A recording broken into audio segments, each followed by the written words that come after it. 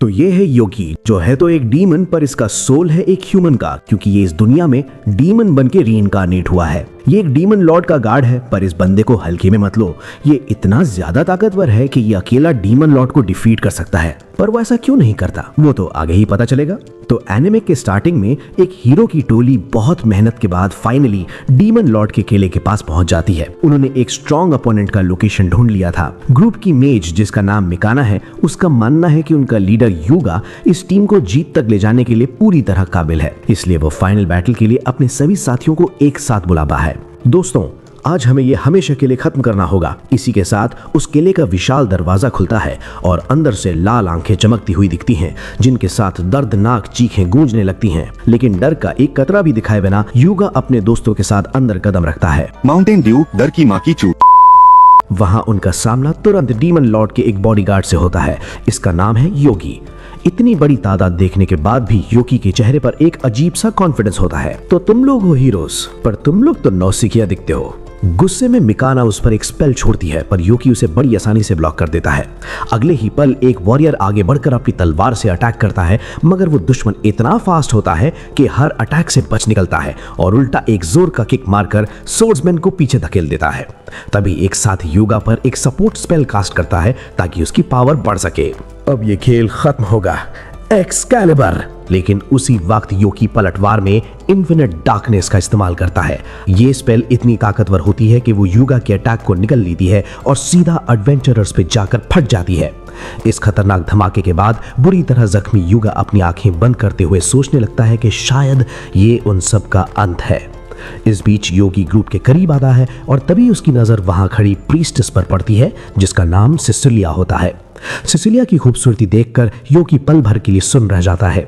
तभी उसका एक सबॉर्डिनेट दबे पांव अपने कैप्टन के पास आता है। कैप्टन, क्या हम इन दुश्मनों का काम तमाम कर दें? ये सुनते ही योगी हड़बड़ाकर होश में आता है। उसे याद आता है कि उसने अपने सबॉर्डिनेट को छिप कर रहने का ऑर्डर दिया था। तीनों साथी नोटिस करते हैं कि उनका लीडर उस लड़की को अजीब तरह से घूर रहा है। मैं तो बस सोच रहा था इन चारों का क्या करें। उसका सबॉर्डिनेट को लगता है कि योगी सबको मारने का ऑर्डर देगा, पर योगी ऑर्डर देता है कि इन सबको पास के एक गांव में छोड़ दिया जाए। ये सुन के उसका सबॉर्डिनेट हैरान हो जाता है। जब सिसिलिया को बाहर ले जाया जाता है तब योगी थोड़ा उदास हो जाता है। एक महीने बाद किले के अंदर डीमन लॉर्ड का एक खास आदमी दिखता है, जिसका नाम लॉर्ड जैकले होता है। योगी, कितनी बार उन कचरों ने हमें चैलेंज किया? पूरा 13 बार, लॉर्ड जैकले। जैकले ये सुन के जोर से हंसने लगता है कि वो हीरोज कितने बेकार हैं जो बार बार योगी जैसे से हार रहे हैं। डीमन लॉर्ड पूछता है कि योगी ने उन्हें अब तक मारा क्यों नहीं, तो योगी सफाई देता है कि उन जैसे बेकार लोगों पर मेहनत करना फजूल है। लॉर्ड कहता है कि अगर ऐसा है तो वो ये काम योगी के सबॉर्डिनेट्स को सौंप देगा, पर वो जानता है कि उसके साथी उन्हें हरा नहीं पाएंगे और वो नहीं चाहता कि सिसिलिया को कुछ हो, इसलिए वो खुद जिम्मेदारी लेता है। थ्रोन रूम से निकलते वक्त योगी सोचता है कि अगर उसने फिर से उन्हें छोड़ा तो उनकी जान खतरे में पड़ सकती है। इन्हें बचाना अब मेरे लिए ही मुसीबत बनता जा रहा है। अगले दिन यूगा और उसके साथी एक नई स्ट्रैटेजी के साथ फिर से चैलेंज करने पहुंचते हैं। यूगा अपने एक साथी को पुकारता है जिसका नाम रेवन होता है। यूगा और रेवन मिलकर योगी को कॉर्नर करने की कोशिश करते हैं, पर योगी इतना ताकतवर निकलता है कि दोनों को पकड़कर सीधा दीवार से दे मारता है। हालत बिगड़ते देख सिसिलिया अपने दोस्तों को हील करने भागती है और मिकाना को आवाज देती है, बस थोड़ी देर और, इसे दूर रखो। मिकाना अपनी सबसे पावरफुल स्पेल्स चला देती है, पर योगी पर कोई असर नहीं होता। योगी चुपचाप खड़ा रहता है जब तक सिसिलिया अपने दोस्तों को ठीक नहीं कर देती। होश में आते ही यूगा सिसिलिया से बफ मांगता है और दोबारा एक्सकैलिबर का इस्तेमाल करता है। धमाके के बाद धुआं हटते ही दिखता है कि योगी को एक खरोंच तक नहीं आई। तुम इंसान कब समझोगे कि तुम मुझे हरा नहीं सकते? हमें हर हाल में डीमन लॉर्ड तक पहुंचना ही होगा। इस पर योगी एक शर्त रखता है कि अगर वो लोग सिसिलिया को किले में छोड़ दे तो वो बाकी सबको आगे जाने देगा। यूगा साफ इनकार कर देता है, पर मिकाना उसे समझाने की कोशिश करती हैं कि उनके पास कोई मौका नहीं है। ये कड़वा फैसला लेने का वक्त है कि एक प्रीस्टेस की जान बड़ी है या पूरी दुनिया की। यूगा परेशान हो जाता है, पर तभी सिसिलिया खुद को सैक्रिफाइस करने का फैसला करती है। यूगा वादा करता है कि वो उसे लेने वापस आएगा और योगी रास्ता खोल देता है। तीनों के जाने के बाद सिसिलिया योगी पर एक होली लेजर फायर करती है। वो डीमन उस अटैक को आसानी से अब्सॉर्ब कर लेता है और तुरंत सरेंडर करने के अंदाज में अपने हाथ उठा देता है। वो बड़े आराम से अपना नाम उसके सामने रखता है। तुम अपना नाम क्यों बता रहे हो, जैसे तुम मारने वाले हो? योगी सीधी बात कह देता है, अगर मुझे तुम्हें या तुम्हारे दोस्तों को मारना होता तो बहुत पहले कर चुका होता। सच्ची बात यह है, मैं तुमसे पहली नजर में प्यार कर बैठा था। क्या तुम मेरे साथ डेट पे चलोगी? सेसिलिया के होश उड़ जाते हैं। क्या? मुझे माफ करना। बेचारा योकी का दिल टूट जाता है। ये सुनने से पहले मुझ पर बिजली गिर जाता। सेसिलिया डर जाती है। उसे लगता है डीमन एक्टिंग कर रहा है ताकि वो अटैक ना कर सके, लेकिन जब वो योकी की आंखों में देखती है उसे लगता है वो बिल्कुल भी लड़ने की मूड में नहीं रहा। तुम कुछ क्यों नहीं कर रहे?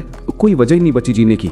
ऊपर से पूरा दिन इस कमरे में बैठकर लॉर्ड को प्रोटेक्ट करना होता है, बाहर जाने का भी परमिशन नहीं। प्रीस्टेस थोड़ा गुस्सा होती है। तुम सब डीमन छूटे होते हो, तुम्हारा लॉर्ड तो ह्यूमंस को मार डालना चाहता है। योकी शांति से जवाब देता है, मैं दिखता डीमन जैसा हूँ पर असल में मैं एक अलग वर्ल्ड से रीइंकार्नेट हुआ हूँ। योकी आगे बताता है कि भले ही उसका शरीर एक डीमन का है पर उसके अंदर एक इंसान की आत्मा बसती है। ये सुनकर सेसिलिया हैरान हो जाती है और उससे सवाल करती है कि अगर उसके पास इतनी विशाल शक्ति है तो वो उस डीमन लॉर्ड की गुलामी क्यों कर रहा है जबकि वो उसे आसानी से हरा सकता है। योकी समझाता है कि अगर उसने डीमन लॉर्ड को खत्म किया तो नियम के मुताबिक उसे अगला डीमन लॉर्ड बनना पड़ेगा और ये वो बिल्कुल नहीं चाहता। इस वजह से योकी हर दिन किले में कैद रहकर एक गुमनाम और बेकार जिंदगी जी रहा था। वो अपनी इस किस्मत से इतना परेशान था कि वो अपनी जिंदगी खत्म करना चाहता था, लेकिन सेसिलिया से मिलने के बाद सब बदल गया। उसे पहली बार महसूस हुआ कि जिंदा रहने का असली मतलब क्या होता है। तुमसे मिलने से पहले मेरी जिंदगी का कोई मकसद नहीं था, पर अब जब तुमने मुझे ठुकरा दिया है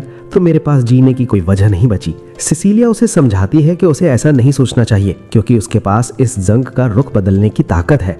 वो कहती है कि अगर उसके अंदर थोड़ी सी भी इंसानियत बची है तो उसे अपनी शक्ति का इस्तेमाल डीमंस के खिलाफ करना चाहिए। सेसिलिया अपना हाथ आगे बढ़ाती है और उसे अपने साथ मिलकर दुनिया के लिए लड़ने का न्योता देती है। कुछ समय बाद सीन शिफ्ट होता है किंगडम ऑफ क्लैरिटी में, जहां उन चारों हीरोज का स्वागत किया जा रहा है। वहां का राजा, जिसका नाम किंग क्लैरिटी होता है, उन्हें इस बात के लिए सम्मानित करता है कि उन्होंने दुश्मन के लीडर को हरा दिया है। राजा अपनी ताकत का इस्तेमाल करते हुए पूरे राज्य में 3 दिनों के जश्न का ऐलान करता है। दूसरी तरफ राजधानी को दूर से देखते हुए योगी अपने सिर से अपना सींग तोड़ देता है ताकि वो इंसानों के बीच बिना पहचाने जा सके। वो शहर के एडवेंचरर्स गिल्ड में जाता है और काउंटर पर अपना रजिस्ट्रेशन कराने की कोशिश करता है। वहाँ मौजूद अटेंडेंट, जिसका नाम क्लेमैन होता है, थोड़ा थका हुआ लग रहा होता है, पर वो योकी को एक फॉर्म देता है जिसे योकी बिना देरी किए भर देता है। ये लो तुम्हारा आइडेंटिटी कार्ड। फिलहाल तुम F रैंक पर हो, पर मेहनत करोगे तो S रैंक तक पहुंच सकते हो। क्लेमैन उसे हिदायत देता है कि वो अपना कार्ड गुम ना करे क्योंकि जश्न की वजह से बाकी स्टाफ छुट्टी पर है और उसे सब कुछ अकेले संभालना पड़ रहा है। बाद में एक इन में बैठकर योकी टेबल पर ढेर सारे सिक्के रखता है।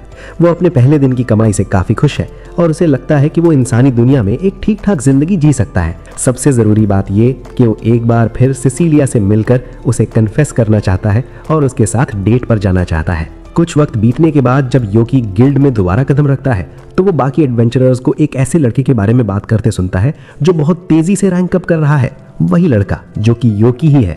क्लेमैन के पास 5 अलग अलग मिशंस पूरे करके रिवॉर्ड लेने पहुंचता है। अबे भाई, तेरे को ये सुंदर कन्या नहीं दिखता है क्या? हर बार मेरे पास आ जाता है। योकी बताता है कि वो क्लेमैन के काम करने के तरीके का आदी हो गया है। क्लेमैन को शक होता है और वो पूछता है कि वो असलियत में कौन है, जिस पर योकी घबराते हुए जवाब देता है कि वो बस एक आम एडवेंचरर है। लेकिन क्लेमैन को यकीन नहीं होता क्योंकि कोई भी आम इंसान एक हफ्ते में F रैंक से सीधा D रैंक तक नहीं पहुंच सकता। मैं तुम्हारे ऊपर नजर तो नहीं रख सकता क्योंकि तुमने कुछ गलत नहीं किया, पर तुम थोड़े अजीब तो हो। तभी वहां सेसिलिया भेस बदल कर आती है ताकि कोई उसे पहचान न सके। वो काउंटर के पास आकर योकी को अपने घर चलकर बात करने के लिए कहती है। योकी भला ऐसे मौके को कैसे जाने देता। थोड़ी देर बाद वो दोनों कैरेज में बैठकर सेसिलिया की हवेली पहुंचते हैं। वहां गेट पर एक पहरेदार होता है जिसका नाम गार्ड कैप्टन होता है, जो हमेशा सेसिलिया का इंतजार करता है ताकि वो उसका मासूम चेहरा देख सके। पर जब वो एक लड़के को सेसिलिया के कैरेज में दौड़ते देखता है तो वो गुस्से में उसके पास आता है। अबे जोमू, तू यहाँ क्या कर रहा है? सेसिलिया तुरंत बाहर आकर उस गार्ड को फटकार लगाती है और तभी दूसरा गार्ड उसे वहां से हटा देता है। हवेली के अंदर सेसिलिया योकी से माफी मांगती है कि उसे ढूंढने में थोड़ी देर हो गई। योकी कहता है कि उसे कोई दुख नहीं है क्योंकि वो एक एडवेंचरर के रूप में काफी मजे कर रहा था। वो हैरान होता है कि सेसिलिया ने उसे ढूंढ कैसे निकाला।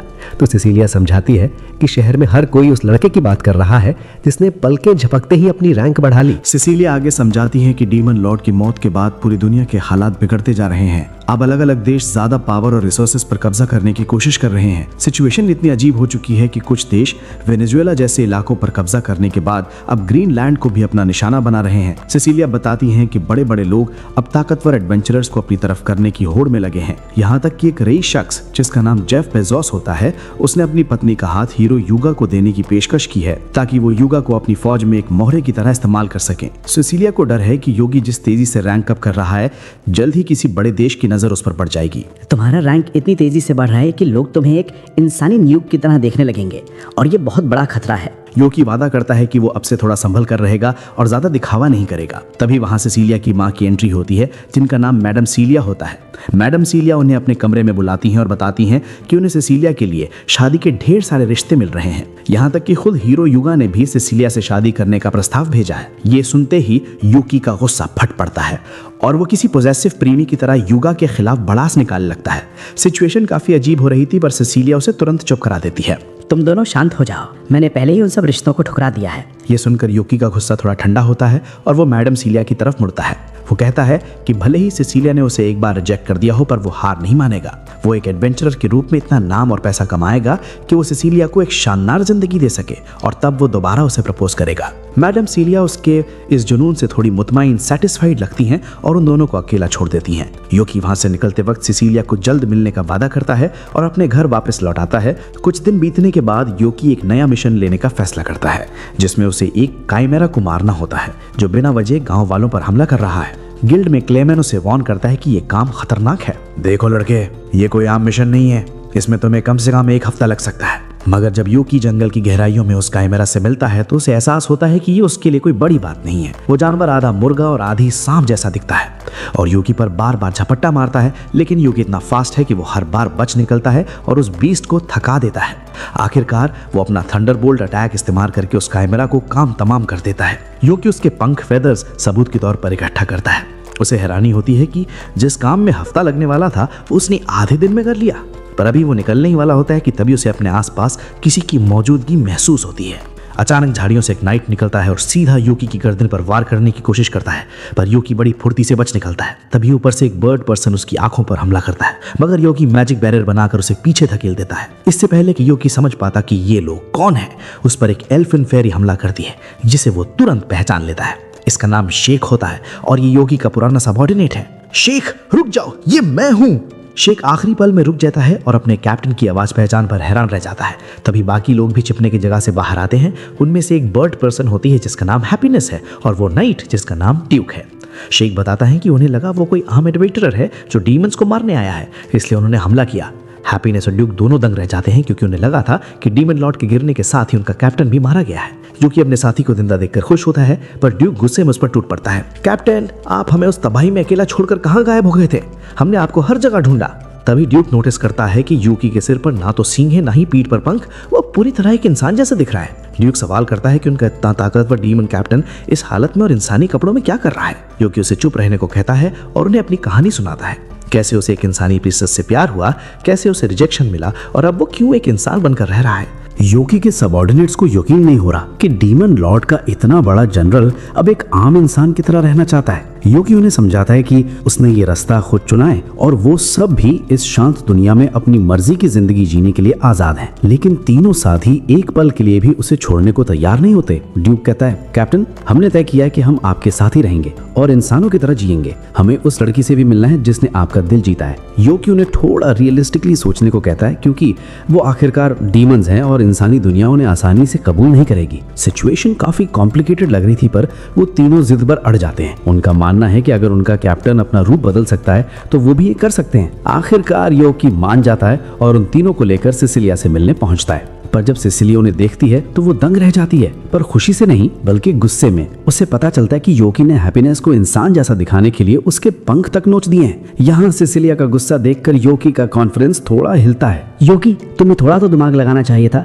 भले ही तुम इन्हें इंसान दिखाना चाहते हो, पर किसी बर्ड पार्सियन के पंख निकालना कितना दर्दनाक हो सकता है, क्या तुमने सोचा भी है? सिसिलिया उसे बुरी तरह फटकारती है, पर हैप्पीनेस जो कि एक मासूम परिंदा है, वो सिसिलिया के गले लग जाती है और धीरे से कहती है कि वो कितनी अच्छी और प्यारी है। ये देखकर ड्यूक और शेक भी सिसिलिया की हमदर्दी से काफी इंप्रेस्ड होते हैं और उसके लिए तालियां बजाने लगते हैं। इसके बाद सब हवेली के अंदर जाते हैं और चाय पीते हुए बातें करने लगते हैं। ड्यूक समझाता है कि वो एक हेडलेस नाइट है, हैप्पीनेस एक बर्ड पार्सियन है और शेक एक पिक्सी है।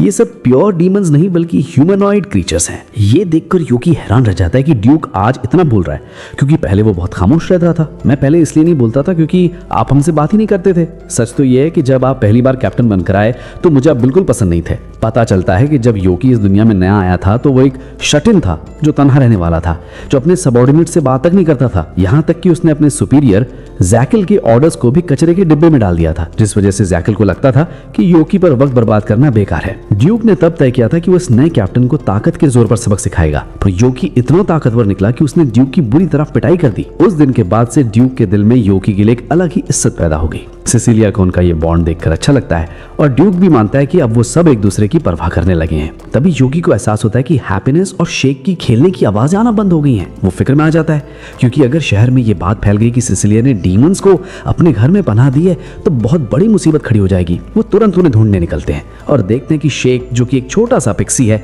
सिसिलिया की माँ यानी मैडम सिसिलिया की गोद में सुकून से सो रहा है। मैडम सिसिलिया बताती हैं कि वो बगीचे में काफी देर तक उछल कूद कर रहा था और अब थक कर सो गया है। योगी कहता है, मैडम मैं माफी चाहता हूँ, शेक मेरा दोस्त है, पर उससे पता नहीं है कि बड़ों के साथ कैसे पेश आते हैं। लेकिन मैडम सिसिलिया तसल्ली देती हैं कि परेशान होने की कोई बात नहीं है और वो शेक की मौजूदगी को एंजॉय कर रही हैं। फिलहाल तो सब कुछ ठीक लग रहा है, पर योगी जानता है कि ये सुकून कब तक रहेगा ये कहना मुश्किल है। मैडम सीलिया बताती हैं कि उन्हें बच्चों से बहुत लगाव है। योगी उनसे पूछता है कि क्या उन्होंने उस लड़की को देखा है जो अभी यहाँ खेल रही थी। मैडम सीलिया बताती हैं कि उनकी एक मेड जिसका नाम सोफिया है, वो उस लड़की को हवेली के अंदर ले गई है। ये सुनते ही सब तेजी से अंदर भागते हैं, क्योंकि उन्हें डर था कि कहीं डर के मारे हैप्पीनेस कोई गड़बड़ ना कर दें। लेकिन अंदर का नजारा कुछ और ही था। हैप्पीनेस वहाँ एक मेड की यूनिफॉर्म पहने बहुत ही शांत और सुलझी हुई दिख रही थी। मिस सिसिलिया, मिलवाइए, ये हमारी नई रिक्रूट है, इसका नाम हैप्पीनेस है। सिसिलिया तुरंत बात साफ करती है कि हैप्पीनेस कोई नौकरानी नहीं बल्कि योगी की दोस्त है। ये सुनकर सोफिया माफी मांगती है, क्योंकि आज ही एक नई मेड ज्वाइन करने वाली थी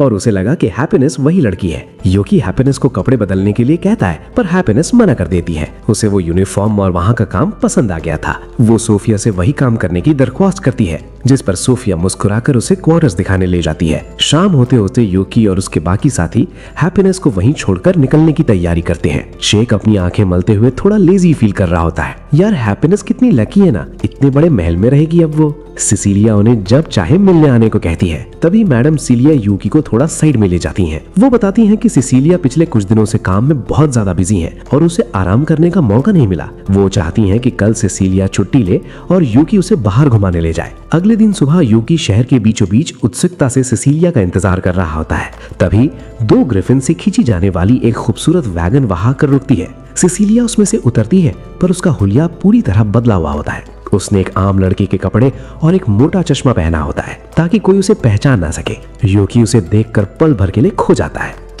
तुम इस भेष में भी बहुत प्यारी लग रही हो। दोनों हाथ पकड़कर शहर की सैर पर निकल पड़ते हैं। सिसिलिया हर छोटी छोटी चीज को देखकर हैरान और खुश हो रही थी। वो दोनों एक केक शॉप पर रुकते हैं, जहाँ सिसिलिया जिद करती है कि वो बाद में यहाँ चाय पीने जरूर आएंगे। वो ढेर सारी जगहों पर जाते हैं, रास्ते में बिल्ली के बच्चों के साथ खेलते हैं और नई ड्रेसेस ट्राई करते हैं। योगी ने सोचा था कि वो सिसिलिया को एक गिफ्ट शॉप में ले जाएगा और उसे इस दिन की यादगार के तौर पर एक प्यारा सा तोहफा देगा, पर तभी किस्मत पलट जाती है। वहाँ उन्हें हीरो युगा और मीकाना मिल जाते हैं, जो खुद भी भेष बदलकर डेट पर निकले थे। युगा सीधा सिसिलिया के पास आता है और योगी को पूरी तरह इग्नोर करते हुए उससे बातें करने लगता है। अरे सिसिलिया, क्या कोइंसिडेंस है, तुम हमें ज्वाइन क्यों नहीं कर लेती? योगी को ये बिल्कुल पसंद नहीं आता, पर सिसिलिया बहुत ही तमीज से जवाब देती है कि वो आज अपने एक दोस्त के साथ बाहर आई है। तब कहीं जाके युगा की नजर योगी पर पड़ती है। हालांकि उसे कोई खास फर्क नहीं पड़ता और वो योगी को भी साथ चलने का कह देता है। वो सब गिफ्ट शॉप के अंदर चले जाते हैं, जहाँ पीछे मीकाना और योगी रह जाते हैं। मीकाना भी काफी गुस्से में लग रही थी। मैं तो दुआ करती हूँ कि सिसिलिया को तुम जैसे किसी आम लड़के से ही प्यार हो जाए, कम से कम वो हमारे रास्ते से तो हटेगी। योगी को पहले तो लगा कि ये कोई कॉम्प्लीमेंट है, पर जल्द ही वो समझ जाता है कि मीकाना ये बात सिसिलिया की तौहीन करने के लिए कही थी। उसे एहसास होता है कि मीकाना वाकई एक बुरी इंसान है। इस बीच शॉप के अंदर हीरो युगा अब भी सिसिलिया के पीछे लगा हुआ था। योकी सोचता है कि जब एक बार सिसिलिया ने शादी का रिश्ता ठुकरा दिया है तो कोई भी शरीफ इंसान दोबारा पीछे नहीं पड़ता, पर ये हीरो तो कुछ ज्यादा ही बेशरम निकला। योकी ने भी हार ना मानने का फैसला किया और एक सुंदर सा नेकलेस उठाकर सिसिलिया से उसकी पसंद पूछी। सिसिलिया, देखो क्या ये तुम्हारे ऊपर अच्छा लगेगा? सिसिलिया शर्मा जाती है और उसे वो बहुत पसंद आता है, पर तभी युगा बीच में कूद पड़ता है और एक बड़ा सा एमरल्ड टियारा दिखाते हुए शेख ही भगाने लगता है कि ये पूरी दुकान की सबसे महंगी चीज है। इस चक्कर में सिसिलिया का चश्मा जमीन पर गिर जाता है और वहाँ मौजूद भीड़ उसे पहचान लेती है। लोग चिल्लाने लगते हैं कि ये तो प्रीस्टेस सिसिलिया, मीकाना और हीरो युगा है। लोग उन्हें हर तरफ से घेर लेते हैं और योकी भीड़ में अकेला पीछे रह जाता है। वो भीड़ को चीरते हुए सिसिलिया को ढूंढने निकलता है, पर तभी उसका सामना उस लंबे स्वॉर्ड्समैन से होता है जिसका नाम रेवन है। रेवन भी लड़कियों की भीड़ से घिरा हुआ परेशान दिख रहा होता है। योकी उस बेचारे की मदद करने का फैसला करता है और लड़कियों का ध्यान भटकाकर रेवन का हाथ पकड़ता है और उसे एक गली में ले भागता है। जब वो वहां रुकते हैं तो रेवन कुछ बोलता है और योकी दंग रह जाता है। रेवन की आवाज बिल्कुल लड़कियों जैसी और बहुत हल्की होती है। क्या तुम मेरे दोस्त बनोगे? तुमने मेरी मदद की है। योकी उससे वादा करता है और फिर से सिसिलिया की तलाश में निकल जाता है। जल्द ही उसे सिसिलिया मिल जाती है जो अब भी भेष बदले एक छोटे बच्चे के पास खड़ी थी जिसकी माँ भीड़ में कहीं खो गई थी। भीड़ में खोए उस बच्चे की मां को ढूंढने के लिए योकी और सिसिलिया एक साथ निकल पड़ते हैं। योकी को फिक्र हो रही थी कि इतनी भीड़ सिसिलिया के लिए सही नहीं है, इसलिए वो उसे घर लौट जाने को कहता है, पर एक प्रीस्टेस होने के नाते वो उस मासूम बच्चे को ऐसे नहीं छोड़ सकती थी। आखिरकार काफी मेहनत के बाद वो उस बच्चे को उसकी माँ से मिलवा ही देते हैं। अगले दिन सुबह जब योकी सिसिलिया से मिलने उसकी हवेली पहुंचता है तो वहां मैडम सिलिया उसे मिलती हैं और बताती हैं कि कल की भागदौड़ और भीड़ के हंगामे की वजह से सिसिलिया की तबीयत बिगड़ गई है और वो थक कर बेहोश हो गई थी। मुझे माफ कर दीजिए, मैं कल उसका ख्याल नहीं रख पाया। मैडम सिलिया उसे समझाते हैं कि इसमें उसकी कोई गलती नहीं है, बल्कि सारा कसूर उस हीरो युगा का है जिसने वहां तमाशा खड़ा किया था। इतना ही नहीं, युगा जबरदस्ती हवेली के अंदर घुसकर सिसिलिया का ख्याल रखने की जिद कर रहा था, पर सोफिया ने उसे धक्के मारकर बाहर निकाल दिया। योकी के लिए हैरानी की बात यह थी कि मैडम सिलिया ने उसे सिसिलिया के कमरे में जाने की इजाजत दे दी। जब वो अंदर जाता है तो देखता है कि सिसिलिया बिस्तर पर आराम कर रही है। दोनों कल की बातों को याद करके थोड़ा हंसते हैं और तभी सिसिलिया एक ऐसी बात कहती है जिसे सुनकर योकी का दिन बन जाता है। जब मैं थोड़ा बेहतर महसूस करूंगी तो क्या हम फिर से बाहर जाएंगे? ये सुनते ही योकी की खुशी का ठिकाना नहीं लेता और वो एक्साइटमेंट में अजीब हरकतें करने लगता है।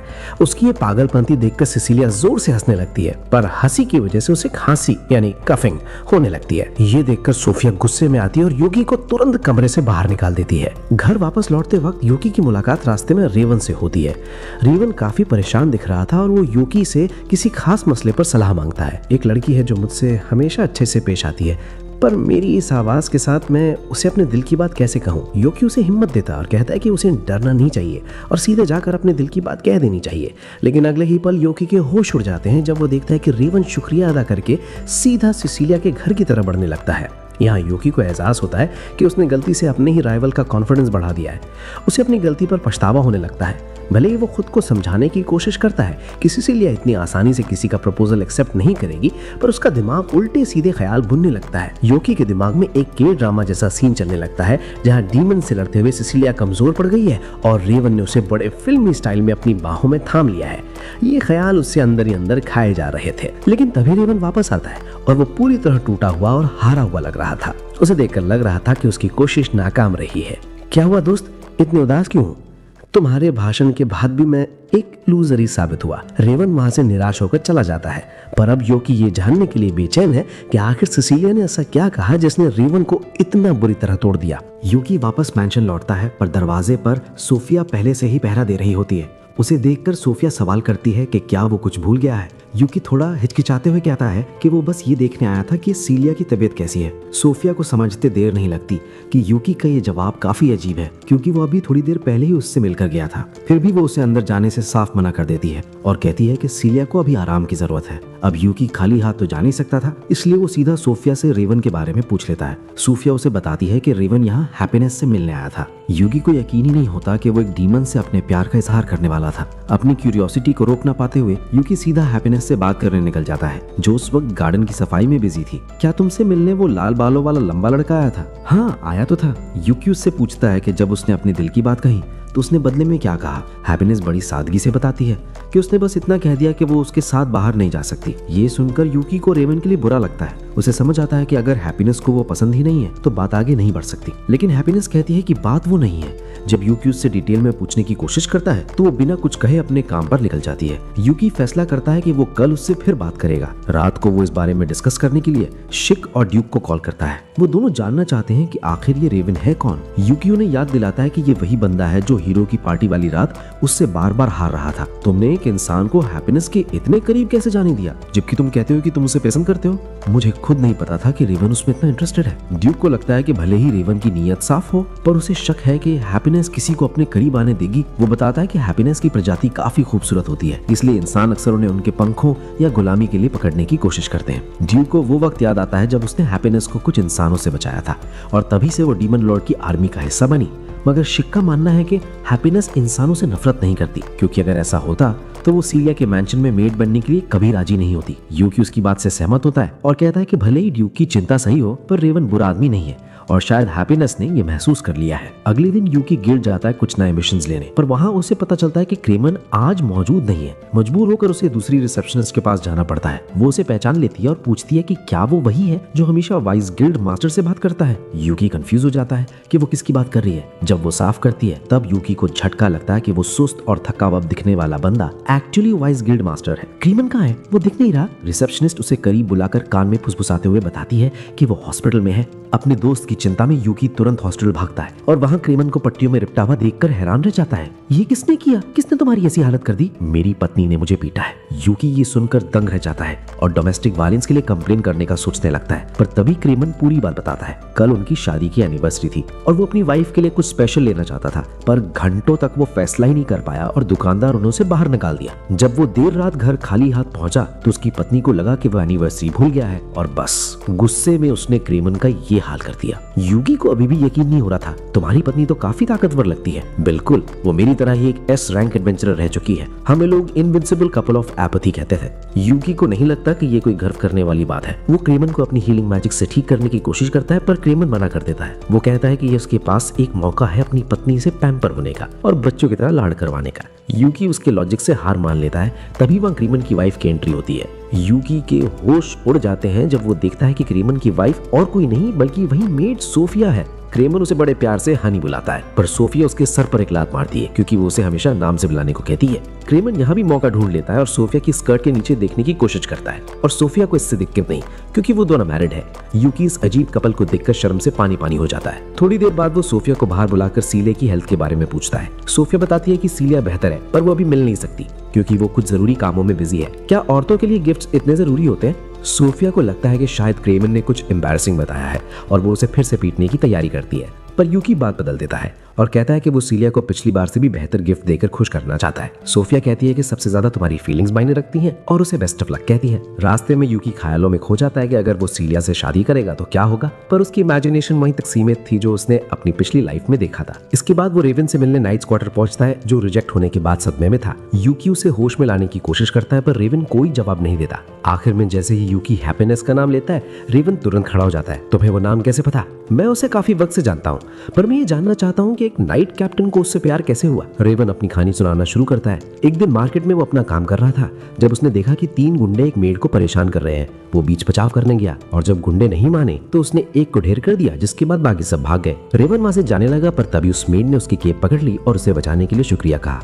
रेवन ने बड़े रौब में कहा कि ये उसका फर्ज था, पर बाद में उसे एहसास हुआ कि उसने अपनी असली आवाज में बात कर दी है। रेवन थोड़ा शर्मिंदा था, पर हैप्पीनेस ने कहा कि उसकी आवाज बहुत अच्छी है और वो ऐसी आवाज चाहती थी। इतना कहकर वो चली गई और रेवन को अपना पहला प्यार मिल गया। रेवन बताता है कि उसने मेड की यूनिफॉर्म पहचानी थी, इसलिए वो सीलिया के मैंशन में गया था। उसे जानकर हैरानी होती है कि यूकी भी सीलिया को जानता है। अब यूकी अपनी कहानी बताता है कि कैसे वो उसके प्यार में है और एक काबिल एडवेंचरर बनना चाहता है। ये सुनकर रेवन और भी दुखी हो जाता है क्योंकि उसे लगता है कि वो एक लूजर है जो अपनी पसंद की लड़की के लिए मेहनत भी नहीं कर पा रहा। यूकी रेवन को समझाते हुए बताती है कि हैप्पीनेस दरअसल इंसानों से नफरत नहीं करती, बस अपने पास ट्रॉमा की वजह से वो मर्दों के साथ थोड़ा अनकंफर्टेबल रहती है। वो रेवन से कहता है कि अभी हार मान लेना बहुत जल्दी होगा और पहला कदम बढ़ाने के लिए उन्हें मार्केट जाना चाहिए। दोनों एक ऐसी शॉप पर पहुंचते हैं जहां कपल्स की भीड़ लगी थी। रेवन वहाँ का माहौल देखकर काफी नर्वस हो जाता है। उसे लगता है वो गलत जगह आ गए हैं, पर यूकी उसे रिलैक्स होने को कहता है और वहाँ उसे वही पेंडेंट मिल जाता है जो वो पिछली बार सीलिया के लिए लेना चाहता था। यूकी उसे खरीद लेता है और देखते हैं कि रेवन भी कुछ गिफ्ट्स देख रहा है। यूकी उसे पिंक पंखों वाला एक गिफ्ट देने की सलाह देता है, पर रेवन थोड़ा हिचकिचाता है कि पता नहीं हैप्पीनेस एक अजनबी से गिफ्ट लेगी भी या नहीं। यूकी उसे सोफिया की बात याद दिलाता है कि बस दिल से गिफ्ट दो, बाकी हैप्पीनेस को इसका डिजाइन जरूर पसंद आएगा। रेवन सोचता है कि इसी बहाने उसे कम से कम हैप्पीनेस को देखने का मौका तो मिलेगा और वो बिना सोचे समझे उस गिफ्ट पर पैसे खर्च कर देता है। वो दुकानदार से बात करने के लिए नोट्स का सहारा लेता है, जिसे देखकर यूकी थोड़ा हैरान रह जाता है। तभी वहां मिकाना की एंट्री होती है। भले ही रेवन ने चश्मा पहना था, पर मिकाना उसे और यूकी दोनों को पहचान लेती है। तुम दोनों मर्द यहाँ कपल्स वाली शॉप में क्या कर रहे हो? देखो अगर तुम दोनों के बीच कुछ है तो शर्माना मत, आजकल ये सब नॉर्मल है। अपना मुंह पर रखो, हम बस उन लड़कियों के लिए गिफ्ट ले रहे हैं जिन्हें हम पसंद करते हैं। मिकाना ये जानने के लिए बेताब हो जाती है कि आखिर वो कौन है जिसने इस साइलेंट नाइट का दिल जीत लिया है। रेवन कुछ नहीं बोलता, जिसे देखकर मिकाना को थोड़ा बुरा लगता है। उसे याद आता है कि एक बार उसने रेवन की आवाज़ का मजाक उड़ाया था और तभी से रेवन ने उससे बात करना बंद कर दिया है। यूकी को लगता है कि मिकाना भले ही थोड़ी अजीब हो, पर उसका दिल साफ है।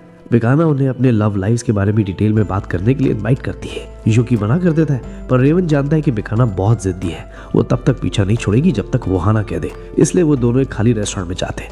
वहाँ दोनों बिना रुके बस खाना खाने लगते हैं ताकि उन्हें बोलना ना पड़े। मिकाना उनकी चाल समझ जाती है। अगर तुम लोग बात नहीं करोगे तो भूल जाओ कि मैं सीलिया के बारे में तुम्हें कोई जानकारी दूंगी। सीलिया का नाम सुनते ही यूकी तुरंत हार मान लेता है और बात करने के लिए तैयार हो जाता है। मिकाना सबसे पहले पूछती है कि उसकी और सीलिया की बात कहाँ तक पहुंची है। यूकी बताता है कि वो अभी सब दोस्त है और सीलिया को अभी भी शादी के बहुत प्रपोजल्स आ रहे हैं। वो बताता है कि सीलिया ने हीरो समेत सबको रिजेक्ट कर दिया। मिकाना कहती है कि वो समझ सकती है ऐसा क्यों है, क्योंकि युगा हमेशा सीलिया को परेशान करता रहता है और उसमें बिल्कुल तमीज़ नहीं है। वो हमेशा सीलिया के कमरे में तब घुस जाता है जब वो कपड़े बदल रही होती है या नहा रही होती है। इतना ही नहीं, वो एक नंबर का प्लेबॉय है, जिसकी वजह से उनका सफर अक्सर लेट हो जाता था क्योंकि लड़कियां उसे छोड़ना नहीं चाहती थी। मिकाना बताती है कि सीलिया ने तो साफ कह दिया था कि वो अपनी हरकतों से बाज आए। यूकी को वार्न करती है कि सीलिया को कभी गुस्सा मत दिलाना। इसके बाद वो रेवन की तरफ मुड़ती है। यूकी तुरंत अपने दोस्त के बचाव में खड़ा हो जाता है, पर मिकाना को बुरा लगता है कि सब उसे विलेन समझ रहे हैं। वो बताती है कि वो बस उनकी मदद करना चाहती थी ताकि बदले में उसे भी कुछ मदद मिल सके। रेवन को शक होता है कि क्या मिकाना और युगा के बीच सब ठीक है। मिकाना उन्हें धमकी देती है कि अगर उन्हें ये बात किसी को बताई तो वो उन्हें जिंदा जला देगी। फिर वो सीरियस होकर बताती है कि वो लोग डेमन लॉर्ड के कासल में कई बार हारे थे। यूकी को यहाँ एक्टिंग करनी पड़ती है कि वो ये सुनकर शॉक्ड है, जबकि असलियत में उसने ही उन्हें हर बार धूल चढ़ाई थी। मिकाना बताती है कि वहाँ का एक गार्ड इतना ताकतवर था कि ना सिर्फ उन्हें हराया बल्कि उन्हें ठीक करके पास के गाँव में छोड़ दिया, जो उनके लिए एक इंसल्ट थी। 1 महीने तक लगातार हारने के बाद उस गार्ड ने ऑफर दिया कि अगर वो सीलिया को वहीं छोड़ दे तो आगे जा सकते हैं। मिकाना ने ही सबको इसके लिए राजी किया था, इसलिए उसे लगता है कि युगा उससे नफरत करता है। उसे डर था कि यूकी भी उसे सीलिया की जान खतरे में डालने के लिए नफरत करेगा। इसमें तुम्हारी गलती नहीं है, मुझे उस वक्त बोलना चाहिए था पर मैं चुप रहा। यूकी को एहसास होता है कि उसकी वजह से हीरो की पार्टी में दरार आ गई है। वो मिकाना से पूछता है कि क्या उसने सीलिया से इस बारे में बात की। मिकाना शर्मा जाती है क्योंकि उसने ये सब युगा के लिए किया था और उसे लगता है कि सीलिया उसे कभी माफ नहीं करेगी। यूकी उसे समझाता है कि क्या वो हमेशा ऐसे अजनबी बनकर रहेंगी। मिकाना को बात समझ आती है और वो सीलिया से माफी मांगने का फैसला करती है। उसके जाने के बाद रेवन भी पूरे जोश के साथ हैप्पीनेस से मिलने निकलता है। यूकी के साथ वो मेंशन पहुंचता है जहां ड्यूक पहले से ही मौजूद था। ड्यूक रेवन को देखते ही गुस्सा हो जाता है, तुम फिर यहाँ आ गए। एक बार रिजेक्ट होने के बाद भी पीछा नहीं छोड़ रहे, बड़े बेशरम हो। यूकी रेवन का बचाव करता है और उससे बताता है कि ड्यूक बस हैप्पीनेस का बहुत ध्यान रखता है, इसलिए ऐसा कर रहा है। ड्यूक रेवन से पूछता है कि वो यहाँ क्यों आया है। रेवन घबरा कर कहता है कि वो हैप्पीनेस के बारे में कुछ नहीं जानता, पर वो बस एक बार उससे बात करना चाहता है। ड्यूक उसे कहता है कि लड़कियों के गार्डन को बनाने के लिए तो मैं ऐसी बातें करनी चाहिए जैसे मैं उसे खुश रखूंगा या मैं उसकी रक्षा करूंगा, पर रेवन किसी की कॉपी करने से मना कर देता है, जिसे देखकर ड्यूक थोड़ा इंप्रेस हो जाता है। वो रेवन को हैप्पीनेस की तरफ धक्का देता है। रेवन हैप्पीनेस को एक शांत जगह ले जाता है और वो गिफ्ट देते हुए डरते डरते पूछता है कि क्या वो दोस्त बन सकते हैं। हैप्पीनेस गिफ्ट देकर खुश हो जाती है और रेवन को फिर दोस्त बनने की इजाजत दे देती है, भले ही उसके मन में अभी और कुछ ना हो। कुछ दिन गुजर जाते हैं। यूकी काफी उदास है क्योंकि उसने 1 हफ्ते से सीलिया को नहीं देखा है। उसका किसी काम में बनने लग रहा। शिक उसके पास आता है और गार्डन में हैप्पीनेस के साथ खेलने की जिद करने लगता है। शिक, अभी मेरा मूड नहीं है, हम फिर कभी चलेंगे, अभी मुझे बस तब तक सोना है जब तक मैं उससे मिल ना लूं। यूकी सोचता है कि उसे अंदाजा नहीं था कि हीरो की पार्टी इतनी बिजी रहती है। सीलिया अक्सर शहर से बाहर रहती है ताकि उन लोगों का इलाज कर सके जिन्हें कोई और नहीं ठीक कर पा रहा। वहीं दूसरी तरफ रेवन गार्ड्स का कैप्टन होने की वजह से नए रिक्रूट्स को संभालने में लगा रहता है। मेकाना एक पैलेस मेज बन गई थी जो राज दरबार की हर मुश्किल को संभालती है। वहीं युगा अब इस किंगडम का एक ब्रांड एम्बेसडर बन चुका था जो बड़े मॉन्स्टर्स का शिकार करता और बड़े लेवल की डिप्लोमेसी हैंडल करता। यूकी बैठकर ये सोचने लगता है कि इन लोगों के सामने वो कितना बेकार है और क्या वो कभी इनके काम थोड़ा आसान कर पाएगा। तभी शेख उसकी छाती पर कूद जाता है और शिकायत करने लगता है कि काश वो ड्यूक के साथ चला गया होता। रेवन ने ड्यूक को नाइट्स में एक अच्छी पोजीशन दी थी, जिसे ड्यूक ने तुरंत मान लिया। अब पूरी गैंग में सिर्फ यूकी और शेख ही अनएम्प्लॉयड रह गए थे। यूकी कोई बहाना बनाता उससे पहले ही दरवाजे पर दस्तक होती है और हैप्पीनेस अंदर आती है। शेख खुशी से पागल हो जाता है कि चलो अब इस उदास कमरे से निकलकर थोड़ी धूप तो नसीब होगी। यूकी, सिलिया ने एक मैसेज भेजा है, वो आज दोपहर को फ्री है और तुमसे मिलना चाहती है। ये सुनते ही यूकी की उदासी पल भर में गायब हो जाती है। वो झट से खड़ा हो गया, ये सोचते हुए कि आज वो फाइनली वो नेकलेस सिलिया को दे देगा। शेख तुरंत हैप्पीनेस के साथ मैंशन की तरफ दौड़ पड़ता है और यूकी भी बाहर निकल जाता है थोड़ी धूप सेकने और वक्त बिताने। वो सड़कों पर घूमता हुआ सोच रहा था कि दोपहर तक क्या किया जाए। तभी एक बूढ़ी औरत उसे रोकती है और कहती है कि उसे अपना भविष्य दिखा लेना चाहिए, क्योंकि उसका नसीब आज काफी खराब है और उसका दिन बहुत बुरा बीतने वाला है। लेकिन यूकी का मूड आज इतना अच्छा था कि उसे किसी बात का डर नहीं था। वो उस ओल्ड बैग की बातों को अनसुना कर देता है और कहता है कि आज वो अपने सपनों की रानी से मिलने वाला है, तो कुछ बुरा हो ही नहीं सकता। वो रास्ते में एक बेकरी से सिलिया के लिए कुछ कपकेक खरीदने का सोचता है, पर शॉप पर पहुंचकर वो हैरान रह जाता है जब वो एक मस्कुलर जिम्ब्रो को पिंक एप्रन पहनकर कपकेक्स बेचते हुए दिखता है। यहाँ जो लड़की रहती थी वो कहाँ गई? वो मेरी बहन है, आज वो बिजी है तो मैं संभाल रहा हूँ। यूकी उसे कपकेक्स पैक करने को कहता है, पर उस रॉइड से भरे बंदे ने बैग इतनी जोर से यूकी की छाती पर मारा कि यूकी को लगा उसकी पसली टूट गई होगी। रास्ते में जब उसने बैग खोला तो देखा कि आधे कपकेक्स उस जिम ब्रो की एक्स्ट्रा एनर्जी की वजह से पिचक चुके थे। यूकी ने खाकर देखा तो टेस्ट तो कमाल था, पर वो बस उस स्वीट लड़की के वापस आने की दुआ करने लगा। चलते चलते वो इतना खो गया कि एक बहुत बड़े आदमी से टकरा गया। वो आदमी गुस्से में मुड़ा कर फिर जाने दिया। यूकी अब संभल कर चलने लगा, पर तभी उसका पैर एक कुत्ते की पॉटी पर पड़ते पड़ते बचा। उसे एहसास होने लगा कि शायद वो बूढ़ी औरत सही कह रही थी। वो ध्यान से चल ही रहा था कि एक छोटा बच्चा उससे टकराकर गिर गया। यूकी ने उसे चोट लगने से तो बचा लिया, पर बच्चे का मीट स्क्यूअर नीचे गिर गया और वो रोने लगा। यूकी ने उसे चुप कराया और नए स्क्यूअर्स दिलवाए। बच्चा तो खुश होकर चला गया, पर तभी एक आदमी यूकी से टकराया और उसका वॉलेट मार लिया। अरे मेरा वॉलेट! यूकी तुरंत उस चोर के पीछे भागा। चोर की रफ्तार यूकी के सामने कुछ भी नहीं थी और यूकी ने एक जबरदस्त ड्रॉप किक उसके सर के पीछे मारी। चोर दीवार से टकराया और वहीं ढेर हो गया। यूकी ने अपना वॉलेट उठाया ही था कि पीछे से एक आवाज आई, इस शहर में दिन दहाड़े ऐसी लूटपाट बर्दाश्त नहीं की जाएगी।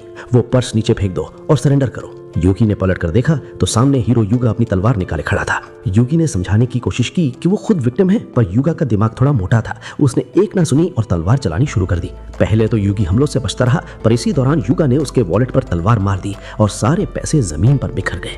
यूकी ने सोचा कि पैसों का मोह छोड़कर भागना ही बेहतर है, पर तभी रॉयल गार्ड्स ने उसे रास्ता रोक लिया।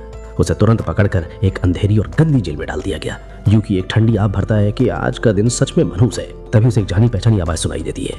ड्यूक उसकी जेल के पास आता है। यूकी, तुमने अब ऐसा क्या कर दिया जो यहाँ पहुंच गए? क्या सिलिया ने मिलने से मना कर दिया तो तुमने किसी मासूम को पीट दिया है? मैंने कुछ नहीं किया यार, मैं तो लुट रहा था, पर तुम्हारे इस इडियट हीरो ने मुझ पर पुलिस ब्रुटैलिटी दिखाई और लॉयर तक नहीं करने दिया। ड्यूक उसे तसल्ली देता है कि रेवन ने केस अपने हाथ में ले लिया है और वो सब वेरीफाई कर रहा है। तभी वहाँ आयरीन नाम की एक एल्फ गार्ड आती है और ड्यूक को ट्रेनिंग पर चलने को कहती है। ड्यूक उससे की मांगता है और यूकी को रिहा कर देता है। आयरीन बताती है कि हीरो युगा अपनी गलती के लिए माफी मांगना चाहता है। यूकी थोड़ा हैरान था, पर बाद में युगा ने उसे और रेवन को एक बड़े फीस्ट पर यानी दावत पर बुलाया। युगा हाथ जोड़कर माफी मांग रहा था और यूकी को जितना चाहे उतना खाने को कह रहा था। रेवन ने पेपर पर लिखकर युगा को फिर से माफी मांगने को कहा। युगा ने बताया कि उसे पता नहीं था कि यूकी और रेवन दोस्त हैं। उसने रेवन को पहली बार अपने गुस्से में देखा था। तभी युगा को याद आया कि ये वही लड़का है जो उससे तब टकराया था जब वो मिखाना के साथ था। वैसे तुम्हारा सीलिया के साथ आखिर रिश्ता क्या है? युगा के इस सवाल पर यूकी थोड़ा चौंक जाता है, पर खुद को संभालते हुए कहता है कि वो और सीलिया बस अच्छे दोस्त हैं। ये सुनते ही युगा उसके आगे हाथ जोड़ने लगता है और गिड़गिड़ाते हुए पूछता है कि सीलिया के साथ रिश्ते बेहतर करने के लिए वो उसे कुछ टिप्स दे। अब यूकी की हालत ऐसी हो गई थी कि वो क्या कहे, क्योंकि युगा को अंदाजा भी नहीं था कि वो सलाह अपने ही सबसे बड़े राइवल से मांग रहा है। इससे क्या लगता है ये टिप्स मांगेगा और मैं दे दूंगा? इस छछुंदर को तो बिल्कुल ना दूं। सिचुएशन को ठंडा करने के लिए यूकी कहता है कि वो तो सीलिया से अभी कुछ हफ्ते पहले ही मिला है, इसलिए युगा को उन लोगों से पूछना चाहिए जो उसे बरसों से जानते हैं। युगा उम्मीद से रेवन की तरफ देखता है, पर रेवन तुरंत नोट लिखकर साफ मना कर देता है कि उसे इस बारे में कुछ नहीं पता। युगा पूरी तरह टूट जाता है और कहता है कि वो मिकाना से भी नहीं पूछ सकता क्योंकि वो सीलिया से नफरत करती है। ये बात सुनकर यूकी और रेवन दोनों के कान खड़े हो जाते हैं, क्योंकि अभी थोड़ी देर पहले ही उनकी मिकाना से बात हुई थी। यूकी पूछता है कि उसे ऐसा क्यों लगता है। तब युगा बताती है कि एक डीमन जनरल के खिलाफ जंग के दौरान उस डीमन ने शर्त रखी थी कि सीलिया को वहीं छोड़ना होगा और मिकाना तुरंत इस बात पर राजी हो गई थी। नहीं, ऐसा नहीं हुआ था। क्या तुम वहां मौजूद थे जो इतने यकीन से कह रहे हो? यूकी को एहसास होता है कि वो अपनी असलियत बताने की गलती कर रहा था, इसलिए वो बात पलटते हुए कहता है कि उसने ये सब मिकाना से सुना है। युगा फिर भी अपनी बात पर अड़ा रहता है कि मिकाना ने सीलिया को वहां छोड़ने का फैसला सिर्फ नफरत की वजह से लिया होगा, पर यूकी उसे समझाता है कि आखिर में फैसला उसका था क्योंकि वो लीडर है। रेवन भी युगा के कंधे पर हाथ रखकर उसे चुप रहने का इशारा करता है। तुम हीरो हो, अपनी गलतियों का बोझ अपने दोस्तों पर डालना बंद करो। ये बात युगा के दिल पर लगती है और वो रोने लगता है। उसे एहसास होता है कि मिकाना ने हमेशा उसका साथ दिया और उसने बदले में उसके साथ कितना बुरा बर्ताव किया। वो तुरंत मिकाना से माफी मांगने के लिए निकलता है, पर अकेले जाने की हिम्मत नहीं थी, इसलिए वो जबरदस्ती यूकी और रेवन को भी घसीट कर ले जाता है। बिना दरवाजा खटखड़ाए वो मिकाना के घर में घुस जाता है जहां वो कपड़े बदल रही थी। मिकाना उस पर चिल्लाती है, पर युगा बिना रोके उससे माफी मांगने लगता है कि उसने सारी गलती उस पर थोपी। मिकाना गुस्से में अपनी मैजिक स्टैफ उठाती है और अपनी सारी भड़ास युगा को पीट कर निकालने लगती है। यूकी देखता है कि मामला रेवन संभाल लेगा, इसलिए वो वहां से निकलकर सीधा मेंशन की तरफ भागता है। रास्ते में उसे वही जिम ब्रो सैम सल्क फिर मिलता है, पर इस बार उसकी बहन भी साथ थी। वो यूकी को कपकेक्स का एक नया पैक देती है ताकि पिछली बार की कसर पूरी हो सके। यूकी शुक्रिया कहकर आगे बढ़ता है कि तभी सूट बूट पहने कुछ लोग उसे घेर लेते हैं। यूकी को लगा शायद फिर कोई नई मुसीबत आ गई, पर पता चलता है कि वो बच्चा जिसे यूकी ने रास्ते में बचाया था वो एक बड़े अमीर खानदान से था। शुक्राने के तौर पर वो लोग यूकी को मीट स्कीवर्स का ढेर दे देते हैं। यूकी खुश होकर मेंशन पहुंचता है जहां सीलिया आराम से बैठकर किताबें पढ़ रही थी। यूकी उसे कपकेक्स और स्कीवर्स देता है। सीलिया मुस्कुराकर उन्हें कबूल करती है और चाय लाने ही वाली थी कि तभी युगा वहां कमरे में धावा बोल देता है। सीलिया, मुझे मेरी गलती का एहसास हो गया है। लेकिन इससे पहले कि वो कुछ और बोले, मिकाना पीछे से आकर उसके मुंह पर एक मुक्का मारती है और उसे चुप रहने को कहती है।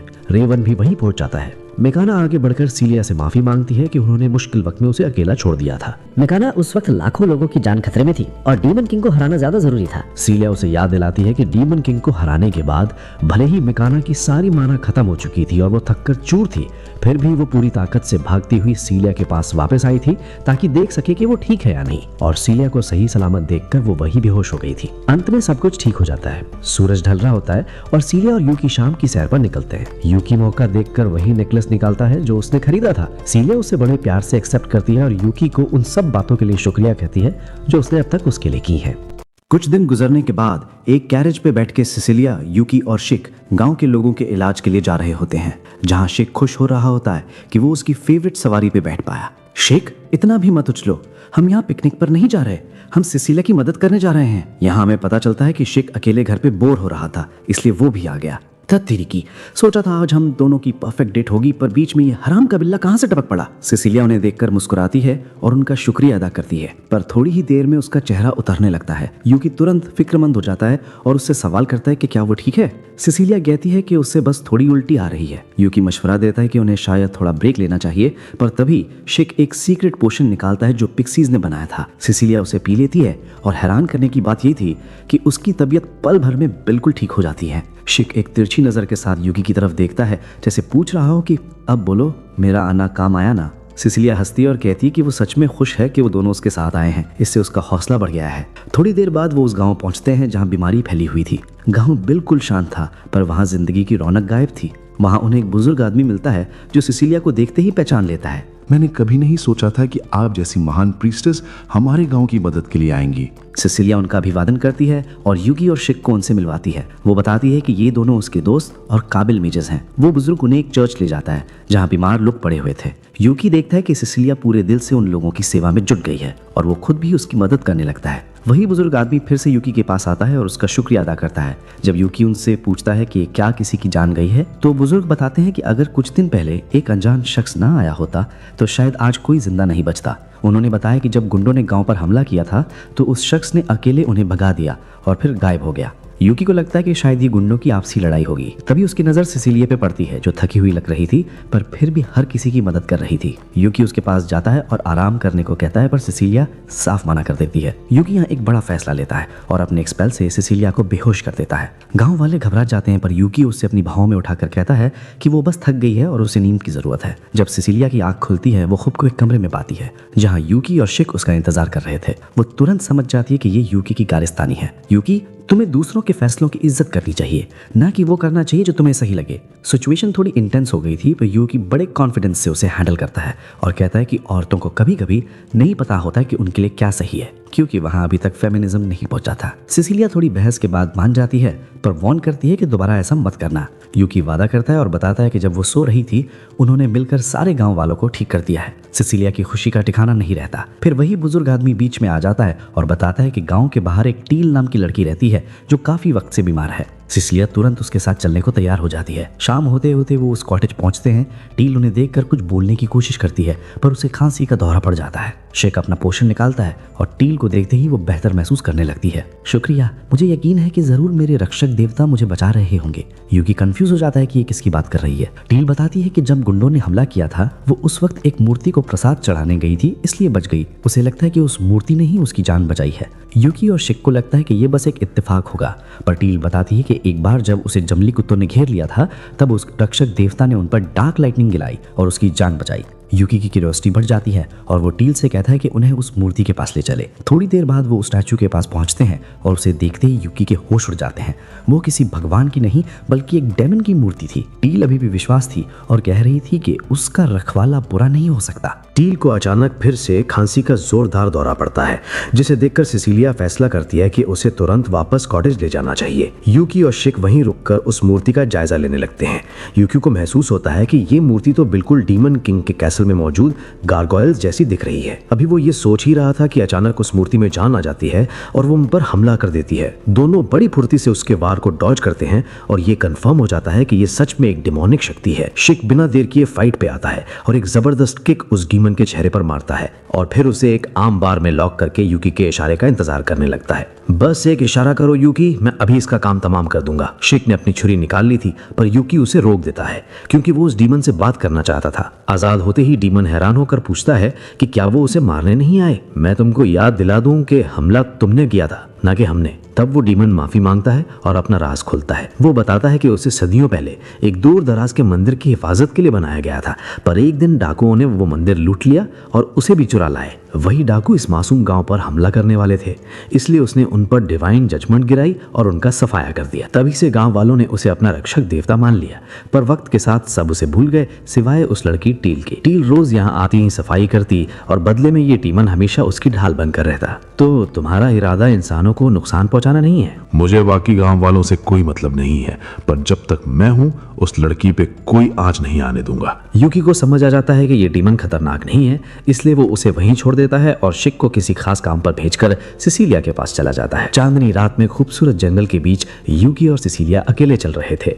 यूकी उसे बताता है कि वो डीमन किसी के लिए मुश्किल खड़ी नहीं करेगा, तो बेहतर है हम उसे उसके हाल पर छोड़ दें। सिसिलिया मुस्कुराकर सहमत हो जाती है। चांदनी की रोशनी में सिसिलिया इतनी हसीन लग रही थी कि यूकी के पास अल्फाज ही खत्म हो गए। चलते चलते सिसिलिया का पैर एक टेनी से टकराता है और वो लड़खड़ाती है, पर यूकी तुरंत उसे थाम लेता है। दोनों के बीच का टेंशन साफ महसूस किया जा सकता था, पर सिचुएशन आगे बढ़ती इससे पहले ही वो वापस गांव पहुंच जाते हैं। वहां पहुंचते ही उन्हें पता चलता है कि डाकुओं ने फिर से गांव पर हमला कर दिया है।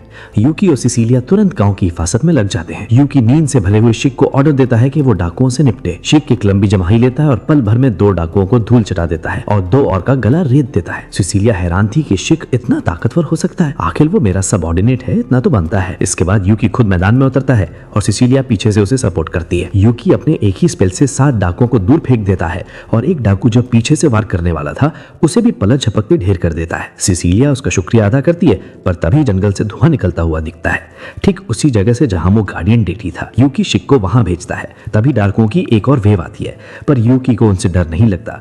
वो अपनी विंड मैजिक का इस्तेमाल करके उन्हें एक बवंडर में कैद कर लेता है और रस्सी से बांध देता है। जब शिक काफी देर तक वापस नहीं आता तो यूकी और सिसिलिया जंगल के अंदर जाते हैं, जहां का नजारा खौफनाक था। टील उस डीमन के लिए रो रही थी जिसके पंख काट दिए गए थे और एक लाल काले लिबास वाला शख्स शिक का गला पकड़ के उसे दूर फेंक देता है। सिसिलिया तुरंत शिक की तरफ भागती है। यूकी हैरान था कि आखिर ये कौन है जिसने शिक को इतनी आसानी से हरा दिया। ध्यान से यूकी, ये मिलर है, गैलीज एम्पायर का हीरो। यूकी ने कभी नहीं सोचा था कि इस दुनिया में एक से ज्यादा हीरो हो सकते हैं। मिलर एक घटिया मुस्कान के साथ कहता है कि वो उनका रास्ता छोड़ दे। जैसे ही वो डीमन को खत्म करने आगे बढ़ता है, यूकी उस पर बिजली गिराता है। पर मिलर की तलवार सारा मैजिक एब्जॉर्ब कर लेती है। वो बताता है कि उसकी तलवार मैजिक ईटर है जो किसी भी जादू को बेअसर कर सकती है। उसका इरादा दोनों किंगडम्स के बीच जंग शुरू करवाना था। ये कहकर वो डीमन का एक हाथ भी काट देता है, पर यूकी लगातार स्पेल से हमला करता रहता है। भले ही उसका कोई असर नहीं हो रहा था, पर यूकी ने हार नहीं मानी। अचानक मिलर की तलवार में दरारें पड़ने लगती हैं। आखिर ये इंसान की बनाई हुई तलवार ही है,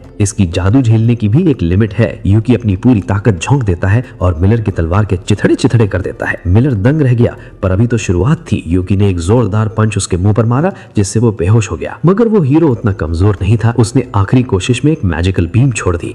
डीमन को बचाने के चक्कर में टील वो वार अपने ऊपर झेल लेती है और बुरी तरह जख्मी हो जाती है। मिलर मौका देखकर वहां से भाग निकलता है। यूकी का गुस्सा आउट ऑफ कंट्रोल हो गया था। वो पूरी तरह एक असली डीमन में बदल जाता है और मिलर का पीछा करता है। जंगल में वो मिलर को तब तक पीटता है जब तक वो अधमरा नहीं हो जाता और फिर उसे एक झील में फेंककर वापस गांव लौटाता है। सिसिलिया बाहर उसका इंतजार कर रही थी और उसे सब संभालने के लिए शुक्रिया कहती है। टील की जान बच जाती है, पर वो गड़गड़ाती है कि उन्हें उसे कैपिटल सिटी ले जाना चाहिए ताकि वो अपने रक्षक देवता को ठीक करने का रास्ता ढूंढ सके। सिसिलिया उसे अपनी मेड के तौर पर रखने का फैसला करती है और उस डीमन को एक बुद्धिस्ट स्टैचू के रूप में छुपा देती है ताकि किसी को शक ना हो। कुछ दिन गुजर जाते हैं और टील अब मिकाना के घर में एक मेड के तौर पर काफी खुश दिख रही है। वो गुनगुनाते हुए उस गारगोइल की धूल साफ कर रही थी जो अब एक बुद्धा स्टैचू के रूप में बाहर रखा था।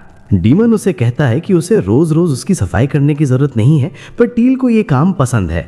वो उससे पूछती है कि क्या उसे पता है यूकी कहाँ है। गारगोय बताता है कि यूकी तो सिसिलिया के साथ महल गया है, जो टील के लिए एक नई खबर थी। महल के अंदर यूकी और सिसिलिया दोनों घुटनों के बल झुके हुए थे।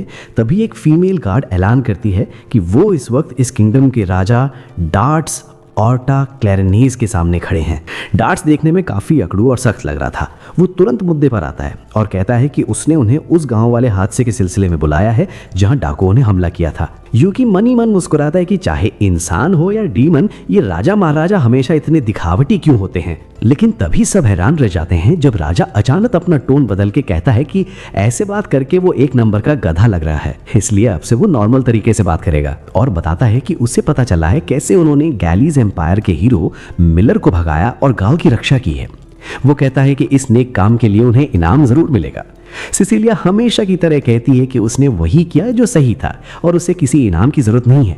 अब सिसिलिया तो अमीर है, उसे फर्क नहीं पड़ता, पर बेचारे यूकी का क्या, जिसने सारा काम अकेले किया जबकि ये थककर सो रही थी।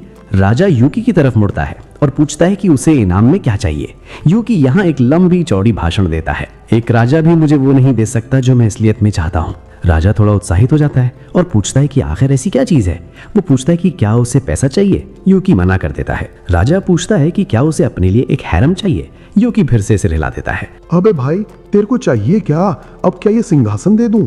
यूकी तीसरी बार मना करता है और अपने दिल की बात कह देता है। मुझे किसी और चीज की जरूरत नहीं, मुझे बस सिसिलिया का प्यार चाहिए। सिल्विया ये सुनकर दंग रह जाती है और सिसिलिया शर्म से लाल हो जाती है, पर राजा जोर जोर से हंसने लगता है और कहता है कि इस मामले में वो सच में कुछ नहीं कर सकता। बाद में जब वो मैंशन वापस आते हैं, यूकी जमीन पर सर रखकर सिसिलिया से माफी मांगने लगता है। सिसिलिया उसे डांटती है कि राजा का दरबार ऐसी बातें करने की जगह नहीं है। तभी सिसिलिया की माँ जो वहीं बैठी थी, इन नए नवेले प्रेमियों की चुलबुलाहट देखकर मजे लेने का फैसला करती है। वो कहती है कि यूकी ने गलती की है तो उसे सजा भुगतनी होगी। वो 1 महीने तक सिसिलिया से नहीं मिल पाएगा। यूकी और सिसिलिया दोनों के होश उड़ जाते हैं क्योंकि दोनों ही एक दूसरे से दूर नहीं रहना चाहते थे। सिसिलिया की माँ हंसती है और सजा कम करके आधा महीना यानी 15 दिन कर देती है। वो हैप्पीनेस को बुलाती है जो बिना सोचे समझे यूकी को गर्दन से पकड़ती है और बाहर ले जाने लगती है। रास्ते में हैप्पीनेस रुकती है और यूकी को खिड़की से बाहर शिक की तरफ देखने को कहती है। शिक गार्डन में अकेला बैठा काफी उदास दिख रहा था। हैप्पीनेस बताती है कि गांव वाले इंसिडेंट के बाद से शिक ने उसके साथ खेलना बंद कर दिया है और हमेशा ऐसे ही खोया खोया रहता है। यूकी समझ जाता है कि शायद शिक खुद को कसूरवार मान रहा है क्योंकि वो मिलर के हमले से टील और गारगोयल को बचा नहीं पाया था। हैप्पीनेस यूकी को उसके कमरे तक छोड़ देती है जहां वो डीमन और टील आपस में बात कर रहे थे। टील वापस मैंशन जाने की तैयारी करती है और उन दोनों की जाने के बाद यूकी उस डीमन को सब बताता है। डीमन के पास कोई सोल्यूशन नहीं था और वो बस इंतजार करने को कहता है। यूकी अपना वक्त बिताने के लिए क्रेमिन के पास जाता है और उससे ज्यादा काम मांगता है ताकि वो सिसिलिया के लायक बन सके। 15 दिन बीत जाते हैं और यूकी काफी नए क्वेस्ट पूरे करके वापस आता है, सिसिलिया से मिलने के लिए बेकरार। पर वही गारगोयल उसे रोक लेता है। अचानक वो गारगोयल वापस डीमन में बदलता है और यूकी देखता है कि उसकी हालत बहुत खराब है। मिलर का हमला उनकी सोच से ज्यादा खतरनाक था और डीमन का शरीर अब धीरे धीरे टूट रहा था। यूकी कहता है कि तुमने मुझे पहले क्यों नहीं बताया। डीमन बताता है कि बताने से क्या होता, इसका कोई इलाज नहीं है, मेरे पास बस 1-2 दिन बचे हैं। यूकी टील का ध्यान रखना, वो अभी भी बहुत बीमार है और कभी भी बेहोश हो सकती है। यूकी शॉक हो जाता है क्योंकि उसे लगा था कि शिक के पोशंस ने उसे ठीक कर दिया है, पर डीमन बताता है कि वो बचपन से उसे देख रहा है और उसे पता है कि कुछ हफ्तों से टील की हालत अंदर ही अंदर बिगड़ रही है। उसकी टूटने के बाद टील बिल्कुल अकेली हो जाएगी। यूकी वादा करता है कि वो टील का ध्यान रखेगा, पर साथ ही वो डीमन को भी मरने नहीं देगा। फिक्र मत करो, तुम मेरे कमरे के डेकोर के तौर पर बहुत अच्छे लगते हो, मैं तुम्हें जिंदा रखने का कोई ना कोई रास्ता ढूंढ ही लूंगा। यूकी बिना वक्त गवाए सीधा ड्यूक से मिलने निकल जाता है और उसे उस डीमन की बिगड़ती हालत के बारे में बताता है। ड्यूक, जो खुद जन्म से एक डीमन है, उसे तुरंत इसका हल दे देता है। वो कहता है कि अगर वो उस गार्गोयल को थोड़ा मैजिसाइड खिला दे तो वो पूरी तरह ठीक हो जाएगा। मगर इससे पहले कि ड्यूक पूरी बात समझा पाता, यूकी शुक्रिया कहकर वहां से भाग निकलता है, भले ही उसे ये तक नहीं पता था कि ये मैजिसाइड आखिर मिलेगा कहाँ। अभी वो इस बारे में सोच ही रहा था कि उसने देखा सिसिलिया उसकी तरफ भागी आ रही है। उसके चेहरे पर घबराहट साफ दिख रही थी। यूकी, मेरे साथ जल्दी चलो, टील की हालत बहुत खराब हो रही है। वो दोनों तुरंत मैंशन पहुंचते हैं जहां शिक बिना थके अपने पोर्शंस पर काम कर रहा था, पर उसने यूकी को बताया कि मामला हाथ से निकल रहा है क्योंकि कोई भी दवा उसके बुखार को कम नहीं कर पा रही। वो बस उसे मरने से थोड़ी देर और रोक रहा है, पर अगर उसे बचाना है तो कुछ बड़ा करना होगा। शिक यूकी को कुछ खास हर्ब्स यानी जड़ी बूटियां लाने को कहता है। यूकी को अंदाजा नहीं था कि वो कहाँ मिलेंगी, तो सिसिलिया उसके साथ चलने का फैसला करती है।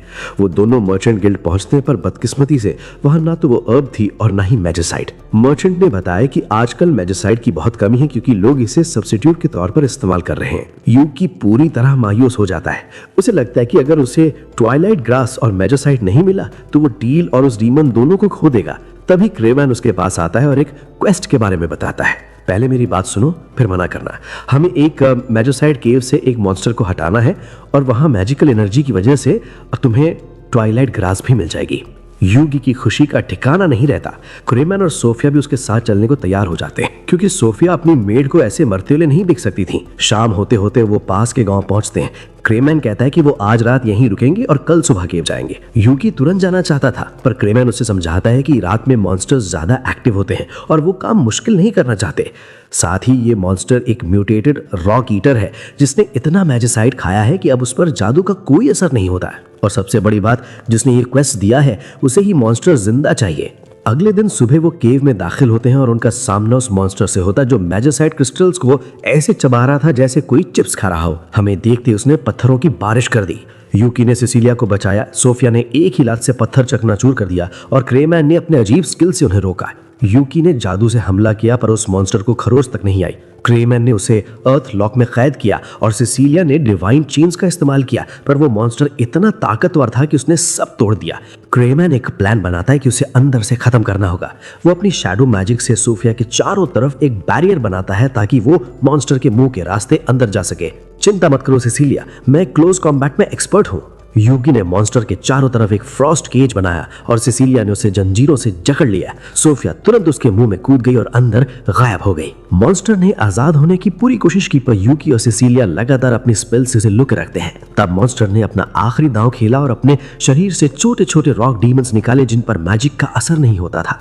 यूकी ने उन्हें एक एक करके तोड़ना शुरू किया। इसी बीच सिसिलिया की पकड़ ढीली पड़ी और वो जमीन पर गिर गई। मॉन्स्टर जैसे उस पर हमला करने वाला था वो अचानक ढेर हो गया और सोफिया अंदर से बाहर निकल आई। क्रेमैन ने खुशी में उसे गले लगाया और यूकी से ट्वाइलाइट ग्रास लाने को कहा।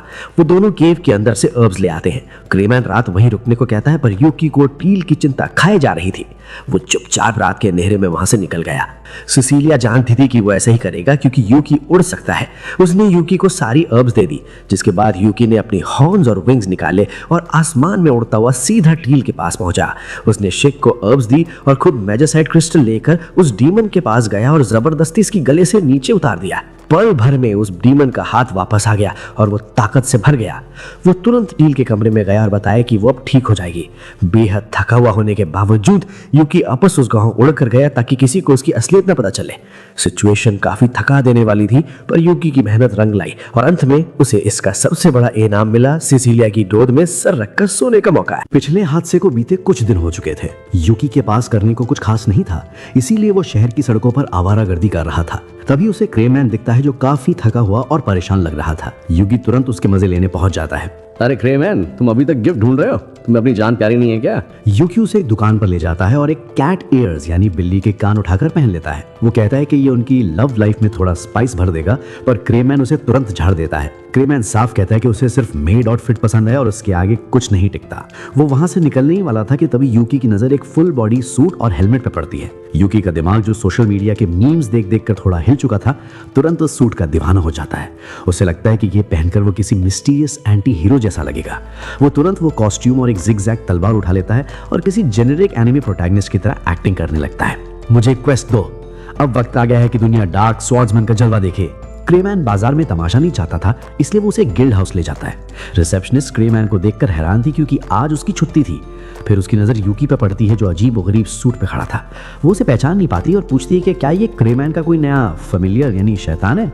यूकी तुरंत गरज कर बोलता है कि वो इस धरती से तबाही खत्म करने वाला डार्क स्वॉर्ड्समैन है। क्रेमैन थककर कहता है कि इसे कुछ क्वेस्ट दे दो ताकि ये इडियट यहाँ से जाए। रिसेप्शनिस्ट 4 बड़े ए रैंक क्वेस्ट निकलती है। यूकी कहता है कि वो सारे क्वेस्ट अकेले ही पूरे करेगा। अगली सुबह वो अपने पहले मिशन पे निकलता है, एक ब्लैक ड्रैगन का दिल लेकर आना। यूकी जंगल के बीच उस ड्रैगन को ढूंढ निकालता है। ड्रैगन उस पर हमला करता है, पर यूकी अपनी फुर्ती का इस्तेमाल करते हुए एक ही झटके में अपनी तलवार से ड्रैगन का काम तमाम कर देता है। वो ड्रैगन का दिल लेकर गिल्ड वापस आता है और उस औरत को देता है जिससे अपनी बेटी के इलाज के लिए इसकी जरूरत थी। गिल्ड में सब लोग हैरान थे कि इस नए बंदे ने अकेले ब्लैक ड्रैगन को मार के रहा। क्रेमैन भी मनी मन मानता है कि यूकी भले ही एक नंबर का जोकर हो, पर टैलेंट उसमें कूट कूट कर भरा है। यूकी एक करके सारे क्वेस्ट खत्म कर देता है। अब सिर्फ आखिरी मिशन बचा था, लुटेरे के ग्रुप को पकड़ना। रात होते ही डॉक्स यानी जहाज घाट का इलाका सुनसान हो जाता है। लुटेरों का ग्रुप गार्ड्स को बेहोश करके एक मर्चेंट के वेयरहाउस में घुस जाता है। वो मर्चेंट को जान से मारने की धमकी देते हैं, पर तभी अंधेरे से डार्क स्वॉर्ड्समैन यानी यूकी की एंट्री होती है। तुम्हारा कहर आज खत्म होता है। अगर मर्चेंट को हाथ भी लगाया तो पहले मुझसे निपटना होगा। 2 लुटेरे तुरंत यूकी पर हमला करते हैं, पर यूकी उनका मजाक उड़ाते हुए उनके वार डॉज करता है। वो अपनी लाइटनिंग मैजिक का इस्तेमाल करता है। पहला वार तो खाली जाता है, पर दूसरा सीधा उस ग्रुप की लड़की को लगता है, वो बेहोश हो जाती है। अगला झटका उसके साथी को लगता है, जो दर्द से चिल्लाने लगता है। अब सिर्फ उनका लीडर बचा था, एक हरे बालों वाला लड़का। हरे बालों वाला लीडर तुरंत अपनी मैजिकल बुक निकालता है और यूकी पर जादू से हमला करने की कोशिश करता है, पर यूकी की लाइटिंग मैजिक उस पर भारी पड़ती है और एक झटके में उसे वहीं ढेर कर देती है। जब सारे लुटेरे पकड़े गए तो यूकी मर्चेंट के सामने खड़ा होकर एक लंबा एनीमे मोनोलॉग देने लगता है। तभी वहाँ रॉयल गार्ड्स, ड्यूक और रेवन पहुंचते हैं और उन्हें समझते देर नहीं लगती कि ये कॉस्ट्यूम वाला इडियट कोई और नहीं बल्कि यूकी है। नाइट लड़की उससे सरेंडर करने को कहती है, पर यूकी तुरंत वहां से गायब हो जाता है। रेवन सबको समझाता है कि इस क्लाउन का पीछा करने की जरूरत नहीं है क्योंकि चोर तो पकड़े ही गए हैं। यूकी कुछ डिब्बों के पीछे छुपकर सोच रहा था कि किसी ने उसे नहीं पहचाना। तभी ड्यूक वहां आता है। बाहर आ जाओ, हमें पता है ब्लैक स्वॉर्ड्समैन तुम ही हो। मैं किसी यूकी को नहीं जानता, मैं हेलमेट और तलवार के साथ ही पैदा हुआ था। बस करो यार, ये काफी एम्बैरेसिंग हो रहा है। अगर तुमने ये क्रिंज हरकतें बंद नहीं की तो सिसिलिया को तुमसे इक हो जाएगा और फिर कोई मर्द तुम्हें नहीं बचा पाएगा। ड्यूक वहां से चला जाता है और यूकी जब आईने में खुद को देखता है तो उसे एहसास होता है कि वो सोर्ड आर्ट ऑनलाइन की किरीटों का सस्ता वर्जन लग रहा है। शर्म के मारे वो अपना कॉस्ट्यूम उतारता है और गिल्ड वापस जाकर इनाम लेता है। क्रेमैन बताता है कि वो लुटेरे पहले नॉर्मल थे, पर एक पुरानी जादू की किताब मिलने के बाद वो पागल हो गए और वैलेंटाइंस डे को बर्बाद करने की कसम खा ली। उन्होंने सारे शहर की चॉकलेट चुरा लिए थे। अगले दिन वैलेंटाइंस डे था। यूकी तैयार होकर सिसिलिया के इंतजार कर रहा था कि दरवाजे पर दस्तक हुई। सामने टील खड़ी थी मेड आउटफिट में, पर वो यूकी के लिए नहीं बल्कि उस गार्गोएल यानी कि बुद्धा स्टैचू के लिए चॉकलेट लाई थी और उसे अपने हाथ से खिलाने लगी। यूकी सोचता है कि क्या ये गार्गोएल किसी लिस्ट पर तो नहीं। यूकी गिल्ड पहुंचता है जहाँ क्रेमैन सूफिया की बनाई हुई चमकती हुई चॉकलेट्स खा रहा था। ड्यूक को भी वही नाइट लड़की चॉकलेट देती है और यहाँ तक कि रेवन को भी हैप्पीनेस चॉकलेट दे रही थी। हर जगह कपल्स देखकर यूकी का खून खौलने लगता है। पूरे शहर में सब खुश थे सिवाय यूकी के। युगा के पास तो लड़कियों की लाइन लगी थी। वहाँ उसे मेकाना मिलती है जो युगा के लिए चॉकलेट लाई थी, पर भीड़ देखकर हिचकिचाती है। युगा खुद उसके पास आता है और मेकाना की बनाई हुई पत्थर जैसी सख्त चॉकलेट भी खुशी खुशी खा लेता है। हार मानकर यूकी सिसिलिया के मैंशन जाता है, पर वो घर पर नहीं थी। सिसिलिया की माँ उसे थोड़ी चॉकलेट देती है। तभी ड्यूक भागा हुआ आता है और बताता है कि वो लुटेरे जेल से भाग गए हैं और उनका लीडर एनवी एक बहुत बड़े अर्थ मॉन्स्टर पर सवार होकर शहर में तबाही मचा रहा है। एनवी एक इंसेल की तरह चिल्लाने लगता है कि युगा जैसे चैड्स सारी लड़कियां ले जाते हैं और उनके लिए कुछ नहीं बचता है, इसलिए वो सबकी चॉकलेट तबाह कर देगा। यूकी एक बिल्डिंग पर चढ़कर फिर से एनीमे हीरो की तरह चिल्ला जाता है कि वो उनका दर्द समझता है क्योंकि उसे भी हॉट मॉम से ही चॉकलेट मिली है। एनवी गुस्से में यूकी पर फायरबॉल्स बरसाता है और उसे नीचे गिरा देता है। मॉन्स्टर सबकी चॉकलेट सोखने लगता है। रेवन उसे काटने ही वाला था कि मिकाना उसे रोकती है क्योंकि वो मॉन्स्टर फट सकता है। अंत में यूकी गुस्से में अपनी लाइटनिंग मैजिक से एनवी की जादू की किताब जला देता है, जिससे मॉन्स्टर खत्म हो जाता है। यूका जब एनवी को गिरते हुए बचाता है तो पता चलता है कि एनवी दरअसल एक लड़की थी। वो इसलिए नफरत करती थी क्योंकि लड़के उसे भाव नहीं देते थे। यूका अपनी हसीन बातों से उसे भी अपना दीवाना बना लेता है और मामला सुलझ जाता है। इतनी भागम भाग और खतरनाक लड़ाइयों के बाद आखिरकार यूकी को भी अपना हैप्पी एंडिंग मिल ही जाता है। सिसिलिया उसके पास आती है और उसे एक स्पेशल गिफ्ट देती है, लजीज चॉकलेट केक जो उसने खास तौर पर यूकी के लिए अपने हाथों से बेक किया था। यूकी के लिए तो ये किसी भी ट्रेजर या इनाम से कहीं बढ़कर था। अगले दिन क्रीमैन यूकी को एक क्वेस्ट की पूरी सिचुएशन समझाने लगता है। वो बताता है कि पिछले काफी समय से कार्गो शिप्स से सामान चोरी होने की घटनाएं बहुत बढ़ गई हैं। ये काम किसी पूरी टीम का भी हो सकता है या फिर शायद कोई एक शख्स अकेले ही ये सब कर रहा है, जिसके बारे में फिलहाल कोई ठीक ठिकाना नहीं मिला था। क्रीमैन यूकी से पूछता है कि क्या वो इस खतरनाक क्वेस्ट को पूरा करने की जिम्मेदारी लेगा। यूकी के दिमाग में तो उस वक्त सिर्फ सुहाना समंदर और ठंडी हवाएं चल रही थी। वो सोच रहा था कि इस बहाने वो सिसिलिया के साथ वहां अच्छा वक्त बिता पाएगा और कुछ नई यादें बना सकेगा। ये चोरियां बढ़ती जा रही हैं यूकी, क्या तुम इसे हैंडल करोगे? समंदर का किनारा और ढेर सारी यादें, क्यों नहीं, मैं तैयार हूँ। लेकिन तभी वहाँ हैप्पीनेस की एंट्री होती है और पता चलता है कि वही यूकी के साथ जाने वाली है। असल में यूकी ने सिसिलिया से साथ चलने को कहा था, पर वो अगले 2-3 दिनों तक काम में इतनी ज्यादा बिजी थी कि उसने अपनी जगह हैप्पीनेस को भेज दिया। ये सुनकर बेचारा यूकी थोड़ा निराश हो जाता है क्योंकि उसके सारे रोमांटिक प्लान्स धरे के धरे रह गए। उधर रेवन भी उनके साथ इस मिशन पर जाने वाला था। रेवन नोटिस करता है कि हैप्पीनेस ने वही गिफ्ट पहना हुआ है जो वो उसके लिए लाया था। ये देखकर उसके दिल को काफी सुकून मिलता है, पर रेवन थोड़ा हिचकिचाते हुए पूछता है कि क्या हैप्पीनेस को ऐसे मिशन पर ले जाना सही रहेगा? तू फिक्र मत कर भाई, वो जितनी दिखती है उससे कहीं ज्यादा पावरफुल है।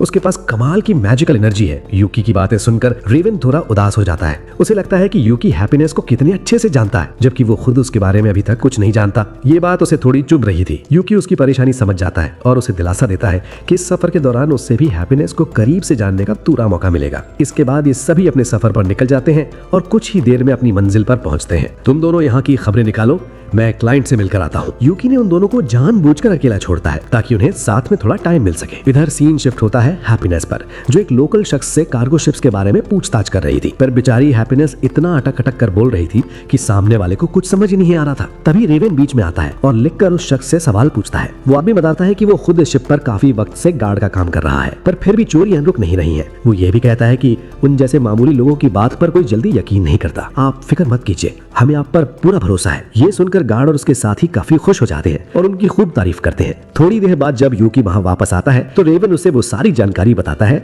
जो उसने गार्ड से निकाली थी। रेवन बताता है कि ये लोग किसी डीमन का जिक्र कर रहे हैं जो ये सब कर रहा है, और वो कोई और नहीं बल्कि एक मर्मेड है। ये मर्मेड्स अपने सुरीले गाने से सबको हिप्नोटाइज कर देती हैं और फिर आराम से सामान चोरी कर लेती हैं। ये सुनकर यूकी काफी एक्साइटेड हो जाता है क्योंकि अब उसे एक असली मर्मेड देखने का मौका मिलने वाला था। तभी वहाँ के लोग यूकी से रिक्वेस्ट करने लगते हैं, प्लीज हमारी मदद कीजिए, उन मर्मेड्स की वजह से लोग गायब हो रहे हैं। हमें जल्द पता लगाना होगा कि इन मर्मेड्स आखिर चाहती क्या है। यूकी हैप्पीनेस से बात करते हुए सोचता है कि इन चोरी के पीछे का असली मकसद क्या है। तभी रेवन वहाँ पेन और पेपर लेकर आता है जो आगे उनके काम आने वाला था। हैप्पीनेस उसे खुशी खुशी कुछ खाने के लिए देती है, जिसे देखकर रेवन का दिन बन जाता है। रेवन फिर बताता है कि जब वो सामान खरीद रहा था तब उसके पास एक अनजान आदमी आया था जिसने उसे काफी इंपॉर्टेंट जानकारी दी थी कि एक खास जगह पर काफी सारा कार्गो शिप का सामान इकट्ठा किया गया है। वहीं उन मर्मेड्स का ठिकाना हो सकता है, तुम्हें वहां जरूर चेक करना चाहिए। लोकेशन मिल गई, शाबाश रेवन, अब मजा आएगा। लोकेशन का पता चलते ही सबका कॉन्फिडेंस बढ़ जाता है और वो बिना वक्त गवाए उस जगह की तरफ निकल पड़ते हैं। जब वो सुनसान ठिकाने पर पहुंचते हैं तो पहली नजर में वहां सब कुछ बिल्कुल शांत दिख रहा था और ऐसा लग रहा था मानो वहां कोई है ही नहीं। जैसे ये लोग ठिकाने के अंदर कदम रखते हैं, वहाँ अचानक एक बहुत ही प्यारी सी मर्मेड प्रकट हो जाती है। वो बिना वक्त गवाए एक बेहद सुरीला गाना गाना शुरू कर देती है, पर उसकी आवाज का जादू इतना खतरनाक था कि यूकी और उसकी टीम तुरंत अपने कान बंद कर लेते हैं। कान बंद रखो, अगर ये धुन दिमाग तक पहुंची तो हम सब इसके गुलाम बन जाएंगे। तभी हैप्पीनेस मैदान में आती है और अपनी सुरीली आवाज में पलटवार करती है। अब वहाँ दो अलग अलग सुरों की टक्कर हो रही थी, जिस वजह से मर्मेड का जादू कमजोर पड़ने लगता है। यूकी इस मौके का फायदा उठाते हुए अपनी पावर का इस्तेमाल करता है। मर्मेड वहाँ से भागने की कोशिश करती है, पर यूकी उसे चारों तरफ से घेर लेता है। रेवन ने अपनी तलवार निकाल ली थी और ऐसा लग रहा था कि अब मर्मेड का बचना मुश्किल है, पर तभी वो मर्मेड रोने लगती है और एक ऐसी बात कहती है जो सबको हैरान कर देती है, मुझे मार दो अगर चाहते हो, पर प्लीज मेरे एक दोस्त को बचा लो, उसे इंसानों ने कैद कर रखा है। मैं एक डीमन की बात पर कैसे यकीन कर लूं? तुमने ही ये सारी चोरियां की है। रेवन का गुस्सा कम नहीं हो रहा था, पर बेचारी मर्मेड की आंखों में सच्चाई और दर्द साफ दिख रहा था। तभी हैप्पीनेस बीच में आकर रेवन को रोक देती है। रेवन हैरान था कि हैप्पीनेस एक डीमन का साथ क्यों दे रही है जिसने कार्गो शिप्स को लूटा है। यूकी मामले को शांत करवाने आता है पर रेवन उस पर भी भड़क जाता है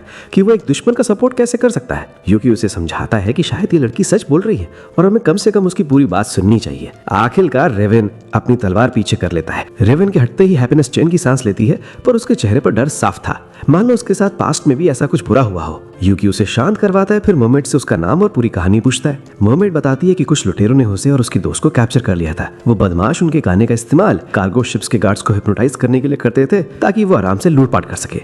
हमें आंखें बंद करके लाया गया था, इसलिए मुझे रास्ता नहीं पता, पर मेरी दोस्त अभी भी उनके पास है। अगर यह सच है तो वो लोग सामान लेने जरूर आएंगे, हम उनका पीछा करके ठिकाने तक पहुंच सकते हैं। कुछ ही देर बाद वहाँ लुटेरों का एक ग्रुप दिखाई देता है जो अपनी अगली लूट को लेकर काफी एक्साइटेड थे, पर उनकी खुशी ज्यादा देर नहीं टिकती क्योंकि रेवन उनके सामने आ खड़ा होता है। लुटेरे उसे अकेला देखकर उसका मजाक उड़ाते हैं पर इन्हें नहीं पता था कि वो किसके पंगे ले रहे हैं। रेवन अकेले ही उन सब पर टूट पड़ता है और उन्हें बुरी तरह पीटने लगता है। जो कुछ बदमाश बचकर भागने की कोशिश करते हैं, आगे हैप्पीनेस उल्टा रास्ता रोककर खड़ी थी। अगले ही पल वो सारे लुटेरे रस्सी से बंधे हुए जमीन पर पड़े थे। हमें छोड़ो, हम निर्दोष हैं, ये सब उस मोमेंट ने किया है। बकवास बंद कर और बताओ दूसरी मोमेंट कहाँ है। डर के मारे लुटेरे तुरंत लोकेशन उगल देते हैं। वहां पहुंचकर वो एक बड़े बॉक्स से दूसरी मर्मेड को आजाद करवा देते हैं। हैप्पीनेस तुरंत उसे कपड़े से ढक देती है और यूकी उनसे बात करके कंफर्म करता है कि मर्मेड की कहानी एकदम सच थी। बातों बातों में पता चलता है कि मर्मेड इंसानों की तरह चल भी सकती हैं। जब यूकी ध्यान से उसे देख रहा होता है तो हैप्पीनेस को जलन होने लगती है और गुस्से में यूकी की शिकायत उसके मास्टर से करने की धमकी देती है। अरे मैं तो बस देख रहा था और तू शिकायत किससे करेगी। आखिरकार दोनों मर्मेड दोस्त मिल जाती हैं और उनकी खुशी का ठिकाना नहीं रहता है। वो यूकी और उसकी टीम का शुक्रिया अदा करने के लिए उनके लिए गाना गाना चाहती हैं। यूकी पहले तो डरता है कि कहीं फिर से हिप्नोटाइज ना हो जाए, पर वो बताते हैं कि एक नॉर्मल और प्यारा गाना होगा। उनकी धुन इतनी सुकून भरी थी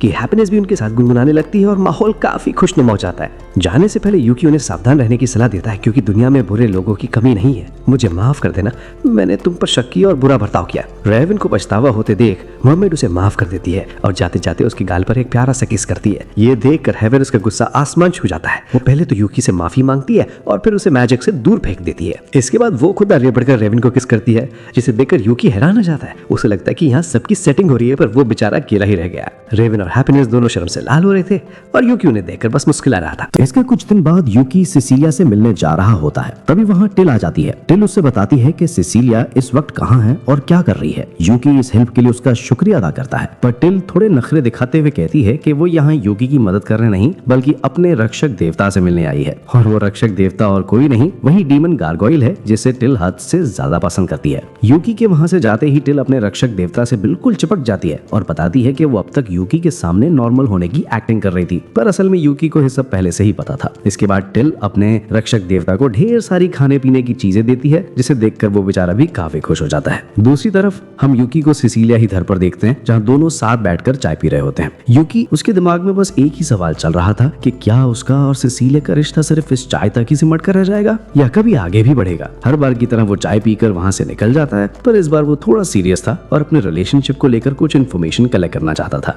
यूकी सीधा ड्यूक के पास पहुंचता है और उससे काफी रिक्वेस्ट करके मदद मांगता है। ड्यूक थोड़ा हैरान होकर पूछता है कि आखिर उन्हें उसकी क्या जरूरत पड़ गई। यूकी बताता है कि उसे ड्यूक पर पूरा भरोसा है कि वो ये बात किसी को नहीं बताएगा। यूकी उसे बताता है कि जब वो सिसिलिया के घर से निकला तो उसने इनविजिबल मैजिक का यूज करके उस पर नजर रखने की कोशिश की ताकि वो जान सके कि उसके जाने के बाद सिसिलिया क्या करती है। उसने देखा कि सिसिलिया उस वक्त शीक के साथ प्रैक्टिस कर रही थी, जिसे देखकर यूकी को एहसास हुआ कि वो सिसिलिया के बारे में अभी बहुत कम जानता है। कैप्टन, ये आप क्या कर रहे थे? माना कि आप उन्हें पसंद करते हैं, पर ऐसे चोरी छिपे नजर रखना गलत बात है। अरे नहीं, मैं नजर नहीं रख रहा था, बस ये देखना चाहता था कि वो मेरे बाद क्या करती है। यहाँ ड्यूक काफी गुस्सा हो जाता है और मजाक में कहता है कि वो यूकी को इस गलत काम के लिए अरेस्ट कर लेगा। यूकी बेचारा डर जाता है और तुरंत माफी मांगने लगता है। ड्यूक उसे समझाता है कि अगर वो ऐसे ही करता रहा और सिर्फ चाय पीकर आता रहा तो उसका रिश्ता कभी आगे नहीं बढ़ेगा। वो यूकी को सलाह देता है कि अगर उसे रिलेशनशिप ग्रो करना है तो उसे सिसिलिया के बारे में और भी बातें जाननी होंगी। यूकी को ये आइडिया काफी पसंद आता है। तभी वहाँ मिकाना आ जाती है जो उनकी बातें सुन लेती है और हैरानी से पूछते हैं कि क्या यूकी सच में इतने गलत काम करता है। यूकी बात को संभालते हुए कहता है कि वो लोग तो बस मजाक मस्ती कर रहे थे।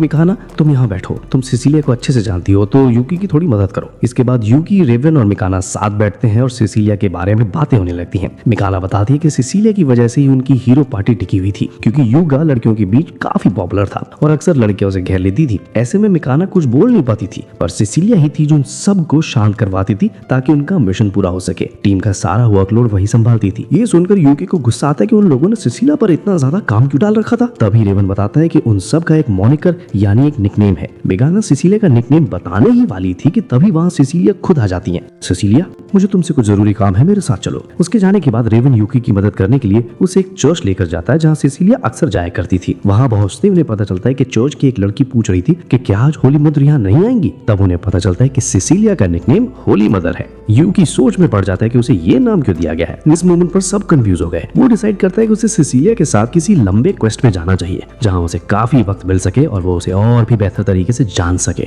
अगली सुबह हम देखते हैं कि यूकी सिसिलिया का इंतजार कर रहा होता है ताकि वो दोनों मिशन पर जा सके, पर तभी अचानक वहाँ मिकाना आ जाती है। उसे देखकर यूकी काफी हैरान हो जाता है और पूछने लगता है कि आखिर वो यहाँ क्या कर रही है। मिकाना उसे चढ़ाते हुए कहती है कि उसे पता है यूकी यहाँ सिसिलिया के करीब आने के लिए आया है, इसलिए शायद उसे मिकाना की मदद की जरूरत पड़ जाए। यूकी अपना प्लान बताते हुए कहता है कि वो एक हॉन्टेड मैंशन में जाएंगे जहाँ बहुत सारे घोस्ट होंगे। यूकी का प्लान था कि सिसिलिया उन्हें देखकर डर जाएगी और तब वो हीरो बनकर उन घोस्ट को भगा देगा। शायद इसी बहाने सिसिलिया को उससे प्यार हो जाए। भाई तू पागल है क्या? तुझे याद नहीं कि वो एक प्रीस्टेस है? भला उससे घोस्ट से डर क्यों लगेगा? तू एक नंबर का मूर्ख है। मिकाना की बात सुनकर यूकी को अपनी गलती का एहसास होता है और वो सोच में पड़ जाता है कि अब आगे क्या करें। मिकाना उसे एडवाइस देती है कि प्लान तो अब चेंज नहीं हो सकता, बस इतना ध्यान रखना कि सिसिलिया के थोड़ा क्लोज रहने की कोशिश करना। तभी वहाँ सिसिलिया और हैप्पीनेस भी आ जाती हैं। यूकी का पूरा प्लान फ्लॉप हो गया था क्योंकि वो अकेला जाना चाहता था, पर अब उनके साथ 2 लोग और एक्स्ट्रा जा रहे थे। वो मैंशन देखने में काफी डरावना लग रहा था और वो सब धीरे धीरे अंदर जाना शुरू करते हैं। कैप्टन, ज्यादा ओवर एक्टिंग करने की जरूरत नहीं है, बस थोड़ा प्यार से रहना और सिसिलिया के साथ वक्त बिताना। मैंशन के अंदर पहुंचते उनका सामना स्केलेटन मॉन्स्टर से होता है। सिसिलिया तुरंत अपना प्यूरिफिकेशन मैजिक यूज करती है और बड़ी आसानी से उनका सफाई कर देती है। यूकी भी अपने वाटर मैजिक से मॉन्स्टर्स को हराने लगता है। यूकी पूरे रास्ते सिसिलिया का ध्यान रख रहा था और काफी मेहनत के बाद वो मैंशन के आखिरी कमरे तक पहुंच जाते हैं।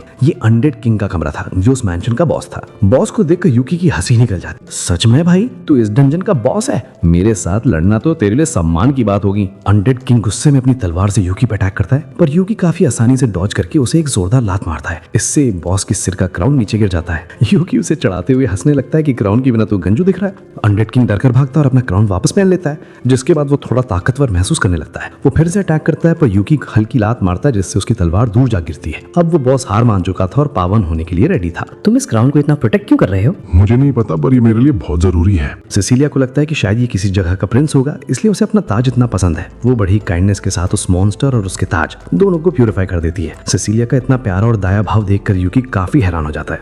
उसे डीमन कासल की वो बात याद आती है जब सिसिलिया ने उससे कहा था कि वो रियल वर्ल्ड में उसकी मदद करेगी। अब यूकी को समझ आ गया था कि सब उसे होली मदर क्यों बुलाते हैं। सिसिलिया ने इतनी पावर यूज कर रही थी कि वो काफी कमजोर महसूस करने लगी थी। यूकी तुरंत आगे बढ़कर उसे अपनी गोद में उठा लेता है। तुम चिंता मत करो, यहाँ कोई तुम्हें कुछ नहीं कहेगा, मैं तुम्हें तुरंत यहाँ से बाहर ले चलता हूँ। सिसिलिया ही देखकर काफी प्लश करने लगती है। मैंशन से बाहर निकलने के बाद यूकी मिकाना से पूछता है कि उसे इस काम के लिए कितने पॉइंट्स मिलेंगे।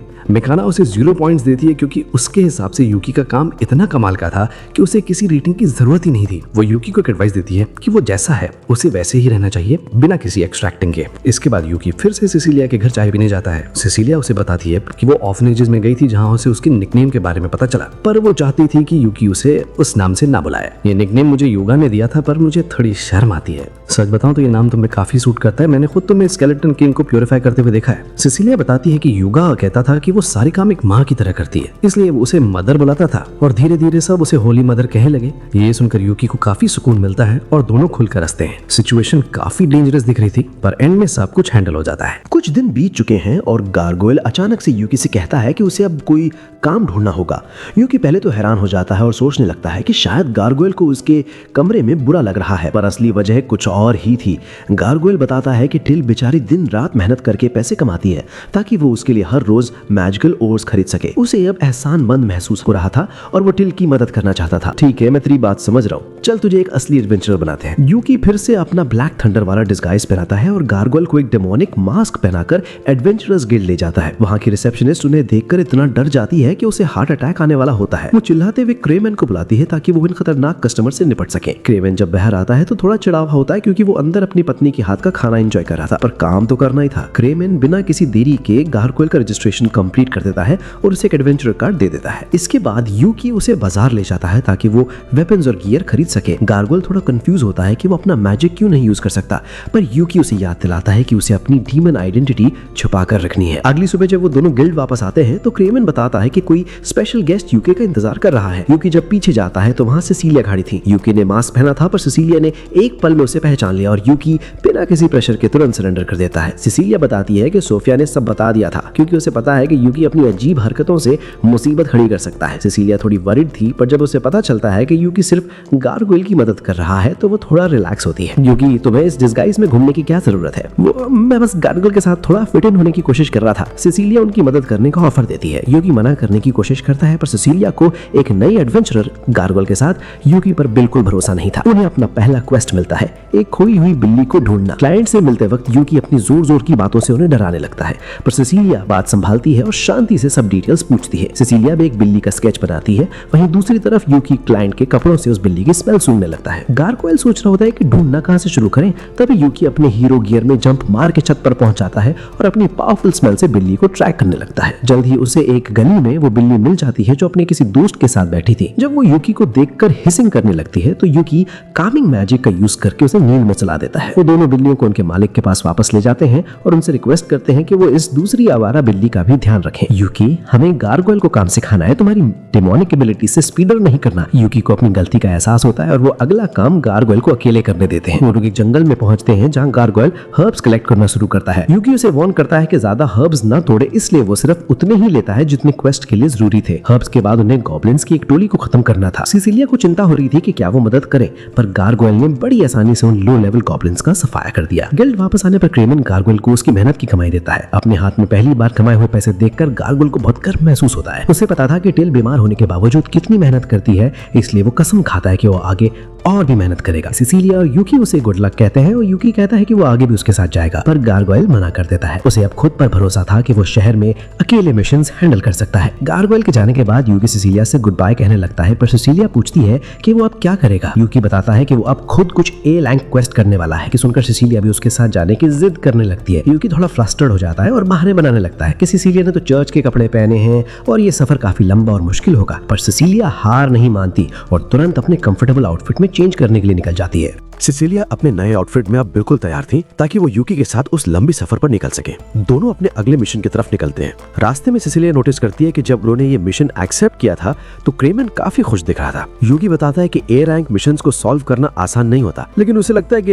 ये करंट मिशन शायद कुछ ज्यादा ही इजी है। सिसिलिया तुरंत उसे समझाती है कि अनजान इलाकों और पुराने खंडरों का सर्वे करना कितना बड़ा आर्कियोलॉजिकल काम होता है। क्या हमें कुछ खतरनाक मॉन्स्टर से लड़ने का मौका मिलेगा? सिर्फ नहीं यूकी, हमें सिर्फ एक्सप्लोरेशन पर फोकस करना है, लड़ाई से दूर रहना है। सिसिलिया बताती है कि ये क्वेस्ट किसी बहुत बड़े क्लाइंट ने दिया है, इसलिए गिल्ड ने यूकी पर भरोसा किया है। ये सुनकर यूकी थोड़ा सीरियस हो जाता है। रात होने पर वो लोग कैंप लगाते हैं। यूकी थोड़ा ऑकवर्ड महसूस कर रहा था क्योंकि वो सिसिलिया के साथ अकेला था, इसलिए वो अपने मास्क के पीछे छुपने का फैसला करता है। अपने डुलिंग मोड के कॉन्फ्रेंस में यूकी कैंप के चारों तरफ एक बैरियर बना लेता है और जंगल से ढेर सारे फल और सब्जियां लेकर सिसिलिया को देता है। सिसिलिया उसकी स्पीड देखकर इम्प्रेस तो होती है, पर उसे अजीब लगता है कि यूकी अभी भी मास्क क्यों पहना है। यूकी, अब तो हम अकेले हैं, ये मास्क क्यों नहीं उतारते? नहीं, मैं एक प्रोफेशनल हूँ और मिशन खत्म होने तक अपनी आइडेंटिटी मेंटेन करनी होगी। यूकी मास्क के मुंह से खाना खाने की कोशिश करके दिखाता है कि वो डिस्गाइज में भी सब कर सकता है, पर सिसिलिया के मना करने पर वो आखिरकार अपना डम मास्क उतार ही देता है। सिसिलिया उससे गर्मा गर्म सूप सर्व करती है। यूकी को खाना इतना पसंद आता है कि वो सब भूलकर उसे फटाफट खाने लगता है। फिर उसे एहसास होता है कि वो सिसिलिया के सामने कितना डेस्परेट लग रहा है, तो वो जल्दी से खाना खत्म करके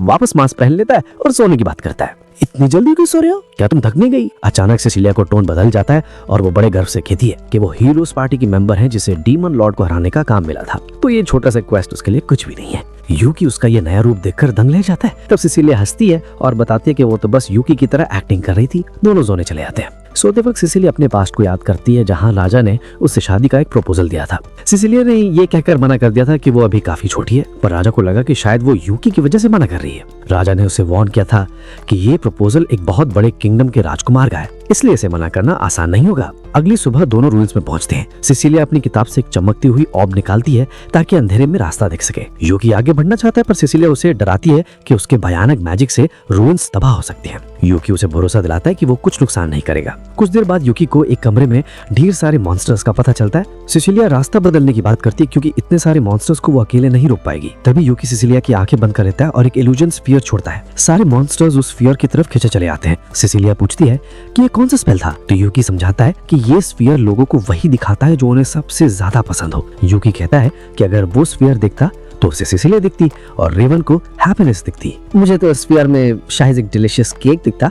यूकी तो निराश हो जाता है कि वो एक डेजर्ट से भी कम इम्पोर्टेंट है, पर वो चुपचाप आगे बढ़ता है। रूइंस के आखिरी कमरे में कुछ नहीं मिलता, बस खाली कमरा था। यूकी को दुख होता है कि कोई हिडन ट्रेजर या बॉस नहीं मिला, पर सिसिलिया वहां उगने वाले रेयर मशरूम्स देखकर ही खुश हो जाती है। वो रूइंस के दूसरे एग्जिट से बाहर निकलते हैं जहाँ का नजारा बहुत खूबसूरत था। अगले दिन दोनों गिल्ड वापस आते हैं। यूकी क्रेमन के सामने अपनी बढ़िया कहानी सुनाई रहा होता है कि सिसिलिया उसे साइड करके अपने सारे नोट्स प्रेजेंट करती है। क्रेमन रिपोर्ट्स देखकर बहुत खुश होता है क्योंकि ऐसे पुराने इलाकों की डिटेल्स मिलना बहुत मुश्किल होता है। इनाम के तौर पर वो उन्हें कैश से भरा एक बड़ा बैग देता है। यूकी का लिए खुश है और अब वो इस खुशी में एक पार्टी थ्रो करने की सोच रहा है। सिसिलिया यूकी की बात से अग्री तो करती है, पर वो उसे फोर्स करती है कि पहले घर चलकर वो अपना ये स्टूपिड आउटफिट चेंज करे। लेकिन जैसे ही वो दोनों यूकी के कमरे पर पहुंचते हैं, वो देखते हैं कि दरवाजा पहले से ही खुला हुआ है।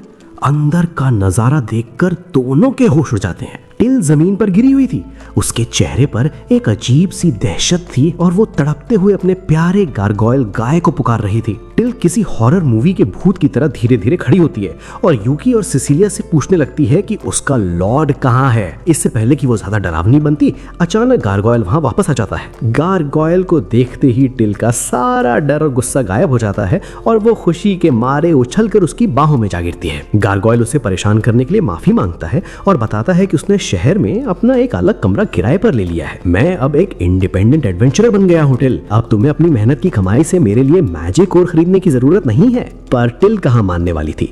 वो साफ मना कर देती है और कहती है कि वो ये सब सिर्फ अपने प्यार की वजह से करती है। इसके बाद वो तुरंत गारगोयल को खींचते हुए उसके नए कमरे की तरफ ले जाती है और यूकी और सिसिलिया वहां हैरानी से खड़े होने जाते हुए देखते रह जाते हैं। जब वो दोनों लव बर्ड्स वहां से निकल जाते हैं, तब यूकी को आखिरकार आईने में खुद को देखने का मौका मिलता है। जैसे ही उसकी नजर अपने हुलिये पर पड़ती है, वो बुरी तरह डर जाता है। उसे एहसास होता है कि वो इस ब्लैक थंडर आउटफिट में कितना अजीब और गूफी दिख रहा था। यूकी शर्म के मारे जमीन पर लेट कर रोने लगता है। सिसिलिया को उस पर थोड़ा तरस आता है और वो उसे कंफर्ट करते हुए कहती है कि उसे कोई दिक्कत नहीं है। वो कहती है कि वो आगे भी अपना डिस्गाइज पहनकर इस ब्लैक हीरो सोर्ड्समैन के साथ और भी क्वेस्ट पर जा सकती है। ये सुनते ही यूकी का मुरझाया हुआ ईगो फिर से बूस्ट हो जाता है। वो वापस अपने टिल्यू मोड में आ जाता है और सिसिलिया से वादा करता है कि वो फ्यूचर में उसे और भी ऑसम एबिलिटीज दिखाएगा। तो दोस्तों, यही था आज की वीडियो। अगर आपको इसका नेक्स्ट पार्ट चाहिए तो नीचे कमेंट करके जरूर बताओ। और हाँ, अगर वीडियो पसंद आई तो इसे लाइक करके फुल हाइप कर देना ताकि अगला पार्ट हम जल्दी लेकर आए। मिलते हैं अगले एपिसोड में।